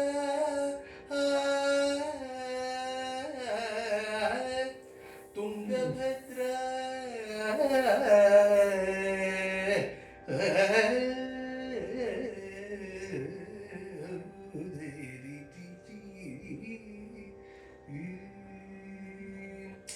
ಮುಖಾರಿಯ ಸೊಗಸೇ ಸೊಗಸು. ಈ ಜಲದಿ ಮಧ್ಯದ ಜಂಬೂದ್ವೀಪ ಇದು ಎಲ್ಲಿ ಅಂದ್ರೆ ಈ ಅಲೆಗಳು ತರಂಗಗಳೆಲ್ಲ ಇದೆಲ್ಲ ಇದು ಹೇಗೆ ಅಂದ್ರೆ ಈ ಈ ಜಲರಾಶಿಯ ಮಧ್ಯದಲ್ಲಿ ಒಂದು ಜಂಬೂದ್ವೀಪ ಅಂತಿದೆಯಲ್ವಾ, ನಾವು ಹೇಳ್ತೀವಲ್ಲ ಜಂಬೂದ್ವೀಪೆ ಮೇರೋಪು ದಕ್ಷಿಣೆ ಪಾರ್ಶ್ವೆ, ಇದೆಲ್ಲ ನಾವು ಶಾಲಿವಾಹನ ಸಖೆ ಬೌದ್ಧಾವತಾರೆ ರಾಮಕ್ಷೇತ್ರೆ ಪ್ರಭವಾದಿ ವರ್ತಮಾನ ಸಂವತ್ಸರ ವ್ಯಾವಹಾರಿಕೆ ಚಾಂದ್ರಮಾನೇನ ಪ್ರಭವಾದಿ ಷಷ್ಠಿ ಸಂವತ್ಸರಾಣ ಮಧ್ಯೆ ಇದೆಲ್ಲ ಹೇಳ್ಕೊಂಡು ಬರ್ತೀವಿ. ಅದರಲ್ಲಿ ಇದು ಜಂಬೂ ದ್ವೀಪದ ದಕ್ಷಿಣದಲ್ಲಿ ಇದೆ, ಅಲ್ಲಿ ಮೇರುವಿನ ದಕ್ಷಿಣದಲ್ಲಿ ಇದೆ. ಮತ್ತೆ ಈ ಜಂಬೂ ದ್ವೀಪಕ್ಕೆ ಒಂದು ಸಾರಸದಂತೆ ಆ ಜಾಗವನ್ನ ಇದು ಮಾಡದಂತೆ ಈ ತರಂಗಗಳು ಬಂದು ಬಡಿತೀವಿ ಅಂತೆ. ಅಷ್ಟೇ ಅಲ್ಲ, ಈ ತರಂಗಗಳನ್ನೆಲ್ಲ ನೋಡ್ತಾ ಇದ್ರೆ ಇದು ಕುಲಿಶ ಅಘಕುಲಕ್ಕೆ ನಗ, ಇಂದ್ರನ ಕುಲಿಶಾಯುಧ ವಜ್ರಾಯುಧದಂತೆ ಇದೆ. ಯಾವುದಕ್ಕೆ ಅಂದ್ರೆ ಅಘಕುಲಕ್ಕೆ, ಪಾಪ ಕುಲಕ್ಕೆ ಇದು ಕುಲಿಶಾಯುಧದ ತರ ಇದೆ ಅಂತ ಹೇಳ್ತಾರೆ. ಮುಕ್ತಿಗೆ ತಿಲಕ, ಈ ಮುಕ್ತಿ ಅನ್ನುವಂತಹ ಒಂದು ಏನಿದೆ, ಈ ಮುಕ್ತಿಗೆ ಒಂದು ತಿಲಕವಿಟ್ಟಂತೆ ಇದೆಯಂತೆ ಈ ಒಂದು ತೆರೆಗಳು ಬರ್ತಿರುವಂಥದ್ದು. ಅಂತಹ ಲಹರಿಗಳಿಂದ ಒಪ್ಪುತ್ತಿದೆ. ಇವಾಗ ಯಾವುದು ಅಲ್ಲಿ ಸಮುದ್ರವನ್ನ ಬಿಟ್ಟುಬಿಟ್ಟ, ಈ ಲಹರಿಗಳೆಲ್ಲ ಇವಾಗ ತುಂಗಭದ್ರಾ ನದಿಗೆ ಬಂದ್ಬಿಟ್ಟಿದ್ದಾನೆ. ತುಂಗೆ ಮಂಗಳ ತರಂಗೆ, ಶ್ರೀರಂಗನಾಥನ ಪದಭೃಂಗೆ, ತುಂಗೆ ಮಂಗಳ ತರಂಗೆ. ನಮ್ಮ ಗುರುಗಳು ತುಂಬಾ ಚೆನ್ನಾಗಿ ಹಾಡೋರು, ಸತ್ಯವತಿ ಮೇಡಮ್ ಅದನ್ನ ತುಂಬಾ ಚೆನ್ನಾಗಿ, ತುಂಗೆ ಮಂಗಳ ತರಂಗೆ ಸಾಕಷ್ಟು ಬಾರಿ ಕೇಳಿದ್ದೀನಿ. ಜಯ ಜಯತು ಜಯ ಜಯ ತುಂಗಭದ್ರ. ಹಾಗೆ ಸಾರಸ ಜನದ ಉಪಕಾರ, ಇದು ನೋಡಿ ನದಿಯ ಲಕ್ಷಣ ಎಷ್ಟು ಚೆನ್ನಾಗಿದೆ. ಜನದ ಉಪಕಾರ, ಜನಕ್ಕೆ ಉಪಕಾರಿ ಅಂದ್ರೆ ನದಿ ಅಂತಿರ್ಬೇಕು ಇದ್ರೆ. ಪರೋಪಕಾರಾಯ ವಹಂತಿ ನದ್ಯ, ಅಘ ಸಂಹಾರ, ಪಾಪವನ್ನೆಲ್ಲ ನಾಶ ಮಾಡೋದು, ಪಾಪ ವಿನಾಶಿನಿ ಗಂಗೆ ಗೊತ್ತೇ ಗೊತ್ತು. ತುಲಾ ಸ್ನಾನ, ಕಾವೇರಿ ಸ್ನಾನ, ಅದ್ಯಾಪ್ಯಾರ್ಯ ವಂಶಜಾತ ತುರ್ಯಜಾತಿ ಭೃತಾಖಂಡ ಕಾವೇರಿ ನದ್ಯೋದಕಾಭಿಷಿಕ್ತ ಶರೀರ ಅಂತ. ಶಿವನಿಗೂ ಅದು ಬೇಕಾಗುತ್ತೆ, ಕಾವೇರಿಯಿಂದ ಅಭಿಷಿಕ್ತನಾಗ್ತಾನೆ ಅವನು. ಯಾವ ಕೃತಿ? ಅವ್ನು ಮುಖಾರಿ ಹಾಡ್ದ ಅದಕ್ಕೆ ಹೇಳಿ ಪಾಹಿ ಮಾಂ ರತ್ನಾರಸನಾಯಕ ಅದ್ರಲ್ಲಿ ಅದಷ್ಟೇ ಅಲ್ಲದೆ ಮುಕ್ತಿ ವ್ಯಾಪಾರ, ಮುಕ್ತಿಗೆ ಒಂದು ಪರಮ ಮಂಗಳತೆ ಅಂದ್ರೆ ಈ ನದಿಗಳು, ಮರಗಳು, ಬೆಟ್ಟಗಳು. ಯಾಕೆಂದ್ರೆ ದೇವತೆಗಳು ಅಂದ್ರೆ ನಿಮ್ಗೆ ವೈದಿಕದಲ್ಲಿವೆ. ದೇವತೆಗಳನ್ನ ನೋಡಕ್ ಹೋದ್ರೆ ನಿಮ್ಗೆ ಈ ಶಿವ, ವಿಷ್ಣು, ಸುಬ್ರಹ್ಮಣ್ಯ, ಗಣಪತಿ ಯಾರೂ ಇಲ್ಲ. ಅಲ್ಲಿ ಇರೋ ಎಲ್ಲ ದೇವತೆಗಳುವೆ ಈ ನೈಸರ್ಗಿಕ ದೇವತೆಗಳು, ನದಿಗಳು, ಪರ್ವತಗಳು, ಇಂತಹದ್ದನ್ನೇ ಅವರು ದೇವತೆ ಅಂತ. ಯಾಕೆಂದ್ರೆ ಪ್ರತ್ಯಕ್ಷ ದೇವ, ಗಾವೋ ಪ್ರತ್ಯಕ್ಷ ದೈವತಂ ಅಂತ ಹೇಳ್ತೀವಲ್ವ, ಪ್ರತ್ಯಕ್ಷವಾಗಿ ನಮ್ಗೆ ಉಪಕಾರ ಮಾಡುವಂತಹದ್ದು. ಅದೇ ನದಿಯಲ್ಲಿ ಯಾವುದೋ ಪ್ರವಾಹ ಬಂದ್ರೆ ದೇವತೆಗಳು ನಮ್ಮ ಮೇಲೆ ಕೋಪ ಮಾಡ್ಕೊಂಡಿದ್ದಾರೆ ಅಂತಾರೆ. ಅದು ಇರೋದು ಮುಕ್ತಿ ವ್ಯಾಪಾರ. ಮತ್ತೆ ಜೀವಾಕಾರ ತುಂಬಾ ಇಷ್ಟ ಆಯ್ತು ನನಗೆ. ಜೀವದ ಆಕಾರ, ಜೀವ ಸತ್ವ ಇರುವಂತಹ ಜಾಗ ಆ ನದಿ. ಲೋಕಾಧಾರ, ಲೋಕಕ್ಕೆ ಆಧಾರ, ಸಂಸಾರ ದೂರ. ಇಷ್ಟೆಲ್ಲ ಇದೆ, ತನ್ನ ಒಳಗೆ ಸಂಸಾರ ಇದೆ. ಎಷ್ಟೆಲ್ಲ ಪ್ರಾಣಿ ಪಕ್ಷಿಗಳು, ಎಲ್ಲ ಪಕ್ಷಿಗಳಲ್ಲ, ಪ್ರಾಣಿಗಳು, ಮೀನುಗಳು ಆ ನದಿಯಲ್ಲಿ ಜೀವನ ಮಾಡ್ತಿವೆ. ಅದರ ಮೇಲೆ ಆಧರಿಸಿ ನಾವೆಲ್ಲ ಜೀವನ ಮಾಡ್ತೀವಿ. ಆದ್ರೆ ಅದು ಯಾವ ಸಂಸಾರಕ್ಕೂ ಸಿಕ್ಕಾಕಲ್ಲ. ತನ್ನ ಪಾಡು ತಾನು ಹೋಗಿ ಸಮುದ್ರವನ್ನು ಸೇರ್ತಾ ಇರುತ್ತೆ. ರಾಮಸಾಗರ ಗಾಮಿನಿ ಅಂತ ಹೇಗೆ ಹೇಳ್ದ, ಹೋಗಿ ಸೇರ್ತಾ ಇರ್ತದೆ, ನೀವೇನಾದ್ರು ಮಾಡ್ಕೊಳ್ಳಿ ಅಂತ. ಅಂತಹದ್ದು ಅಂತಹ ತುಂಗಭದ್ರೆ ಕಣ್ಗೆ ಒಂದು ತಂಪು, ಇಂಪು, ಕಂಪಾಗಿ ಇತ್ತು ಅಂತ ಆ ತುಂಗಭದ್ರೆಯ ಒಂದು ದರ್ಶನವನ್ನ ಮಾಡಿಸ್ಕೊಡ್ತಾರೆ.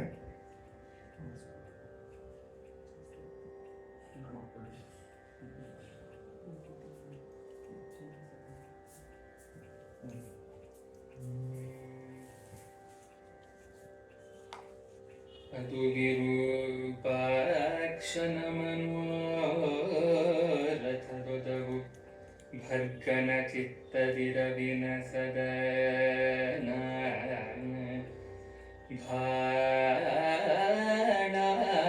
ಭಾಳಾಂಬಕನ ಬುದ್ಧಿಯ ಈಡು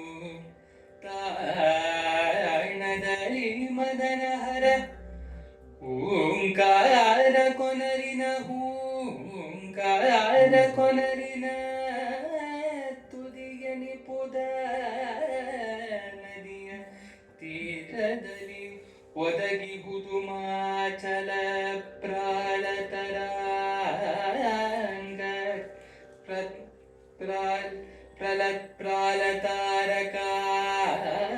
ಪ್ರಾಳತಾರಕಾಂಗತರ ಒದಗಿ ಹುದುಮಾಚಲ ಪ್ರಾಳತಾರಕಾಂಗತರ.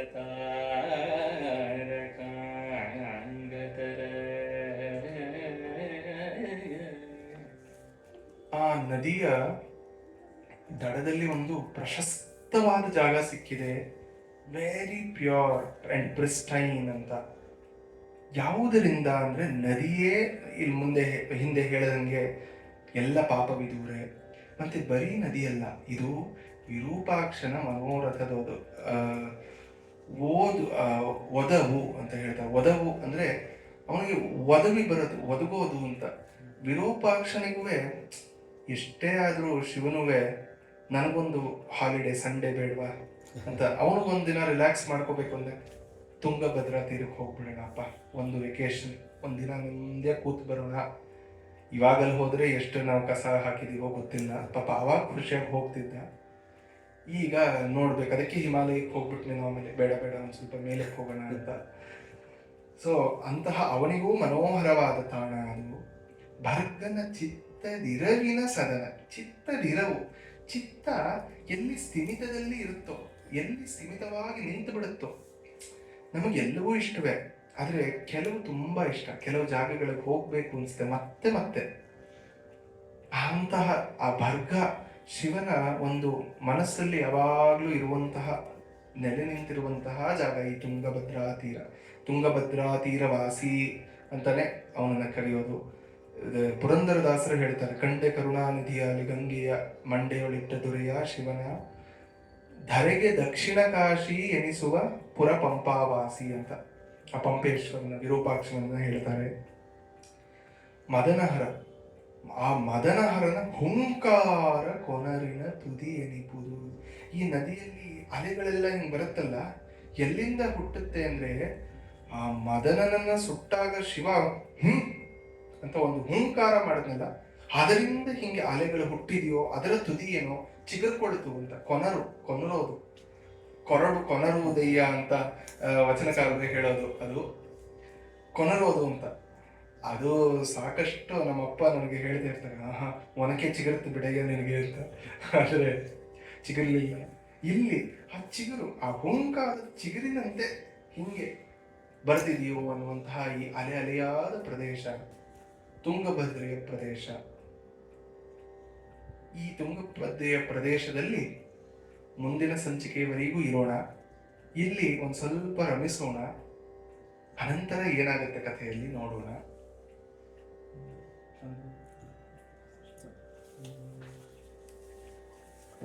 ಮತ್ತೆ ಅಭಿನವ್ ಇನ್ನೂ ಸಾಕಷ್ಟು ಇಂತಹ ವಾಚನಗಳನ್ನ ಮಾಡಬೇಕು. ಅವನು ತುಂಬಾ ವೆರಿ ಟ್ರೈನ್ಡ್ ಕರ್ನಾಟಿಕ್ ವೋಕಲಿಸ್ಟ್. ಇಲ್ಲಿ ಕೆಲವು ಕಡೆ ಅವನಿಗೆ ಪದ ವಿಭಜನೆ ತಪ್ಪಾಗಿರ್ಬೋದು. ಯಾಕೆ ಅಂದ್ರೆ ಇದು ಮೊದಲನೇ ಸತಿ ಅವನು ಮಾಡ್ತಿರೋದು. First time he is doing his ವಾಚನ. ಮತ್ತೆ ಈ ಕಾವ್ಯಕ್ಕೆ ಯಾವ ಆಧಾರವೂ ಇಲ್ಲ. ನಾನು ಇದನ್ನ ಅವನಿಗೆ 3 ದಿನದ ಮುಂಚೆ ಕಳಿಸ್ದೆ ಅಷ್ಟೇ, ಫೋಟೋ ತಗೊಂಡು. ಒಂದು ಸತಿ ನಾವು ಕೂತಿಲ್ಲ, ಅವನಿಗೆ ಎಲ್ಲಿ ಸ್ಪ್ಲಿಟ್ ಮಾಡಬೇಕು, ಕನ್ನಡ ಪದ್ಯಗಳನ್ನು ಹಾಡುತ್ತಿರೋದೇ ಇದು ಮೊದಲನೇ ಸತಿ. ಮತ್ತೆ ಗಮಕಿಗಳಿಗೆ ಆದರ್ಶವಾಗಬೇಕು ಅಂದ್ರೆ ಅವನು ಎಷ್ಟು ತಯಾರಿ ಮಾಡಿಕೊಂಡು ಬಂದಿದ್ದಾನೆ ಅನ್ನೋದು ನನಗೆ ತುಂಬಾ ಇಷ್ಟವಾಯಿತು. ಇಲ್ಲಿ ನೋಡಿ, ಅವನು ಪ್ರಿಂಟ್ಔಟ್ ತೆಗೆದು ನಿಮ್ಗೆ ಅಲ್ಲಿ ಕಾಣುತ್ತಾ ಗೊತ್ತಿಲ್ಲ, ಅವನು ಬರೆದಿರೋದೇ ಜಾಸ್ತಿ ಇದೆ ಇಲ್ಲಿರೋದ್ರಿಂದ. ಪ್ರತಿ ಪೇಜಲ್ಲೂ ಅರ್ಥ ಎಲ್ಲೆಲ್ಲ ನಮ್ಗೆ ಅರ್ಥ ಆಗುತ್ತೆ, ಎಲ್ಲೆಲ್ಲಿ ಸ್ಪ್ಲಿಟ್ ಮಾಡಬೇಕು. ಈ ಒಂದು ತಯಾರಿಯಿಂದ ಗಮಕಿಗಳು ಬಂದ್ರೆ ತುಂಬಾ ಖುಷಿ ಆಗುತ್ತೆ. ಯಾಕೆಂದ್ರೆ ನಾವು ಒಂದು 10 ವರ್ಷ ಮಾಡುವಷ್ಟೊತ್ತಿಗೆ ನನಗ್ ಬರದೇ ಇರೋದಾ, ನನಗ್ ಬರುತ್ತೆ ನಾ ಮಾಡದೇ ಇರೋದಾ, ಅದೇ ಅರಬಿ ಅದೇ ಮೋಹನ ಹಾಕಿ ಚಚ್ತಿರ್ತೀನಿ ಅಂತ ಬರ್ತೀವಿ. ಅದು ತಪ್ಪಾಗುತ್ತೆ. ಆದ್ರಿಂದ ತುಂಬಾ ಸಂತೋಷ. ಹೀಗೆ ಅವನು ಇನ್ನೂ ಮುಂದೆ ಸಾಕಷ್ಟು ಮಾಡಲಿ ಅಂತ ನನ್ನ ಪ್ರೀತಿಪೂರ್ವಕ ಆಶೀರ್ವಾದ ಅವನಿಗೆ.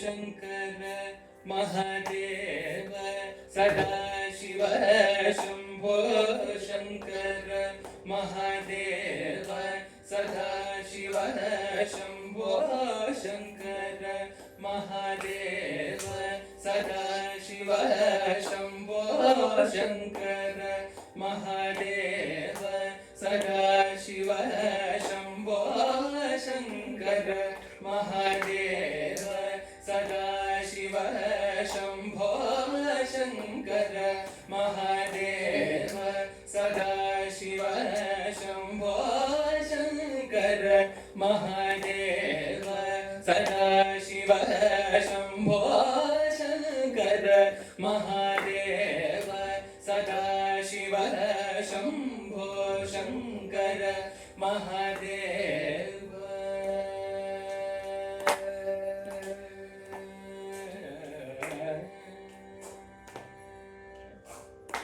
ಶಂಪೋರ್ ಸಭೆಗಿಲ್ದಿರೆ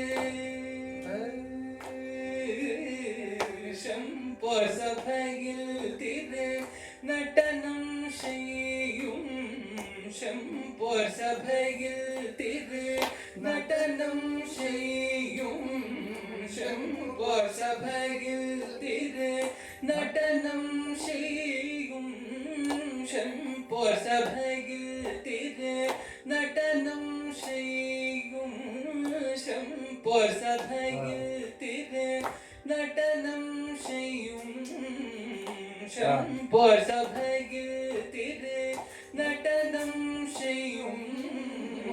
ശംഭോ സഭയിൽ തിരു നടനം ചെയ്യും ചിദംബര ഹര ഹര ശിവ ശിവ ജഗദീശ ശംഭോ സഭയിൽ തിരു നടനം ചെയ്യും ചിദംബര ഹര ഹര ಶಿವ ಶಿವ ಜಗದೀಶ ಚಿದಂಬರ ಹರ ಹರ ಶಿವ ಶಿವ ಜಗದೀಶ ಚಿದಂಬರ ಹರ ಹರ ಶಿವ ಶಿವ ಜಗದೀಶ ಶಂಭೋ ಶಂಕರ ಮಹಾದೇವ ಸದಾ ಶಿವ ಶಂಭೋ ಶಂಕರ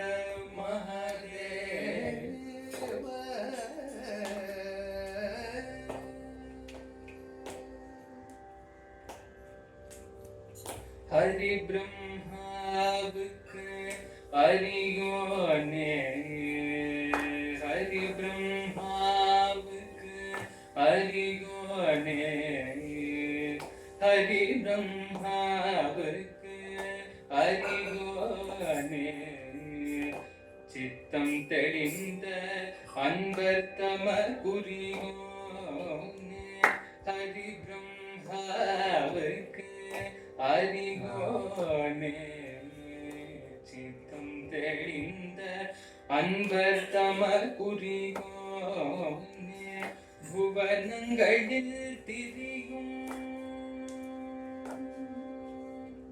புவனங்களில் திரியும் மப்புர மேரி செய்த புவனங்களில் திரியும் முப்புறமேறி செய்த புவனங்களில் திரியும் முப்புறமேறி செய்த சச்சிதானந்த பர ஹர ஹர சிவ சிவ சச்சிதானந்த பர ஹர ஹர சிவ சிவ சச்சிதானந்த பர ஹர ஹர சிவ சிவ ಶಂಭೋ ಶಂಕರ ಮಹಾದೇವ ಸದಾ ಶಿವ ಶಂಭೋ ಶಂಕರ ಮಹಾದೇವ ಸದಾ ಶಿವ ಶಂಭೋ ಶಂಕರ ಮಹಾದೇವ ಮಹಾದೇವ ಮಹಾದೇವ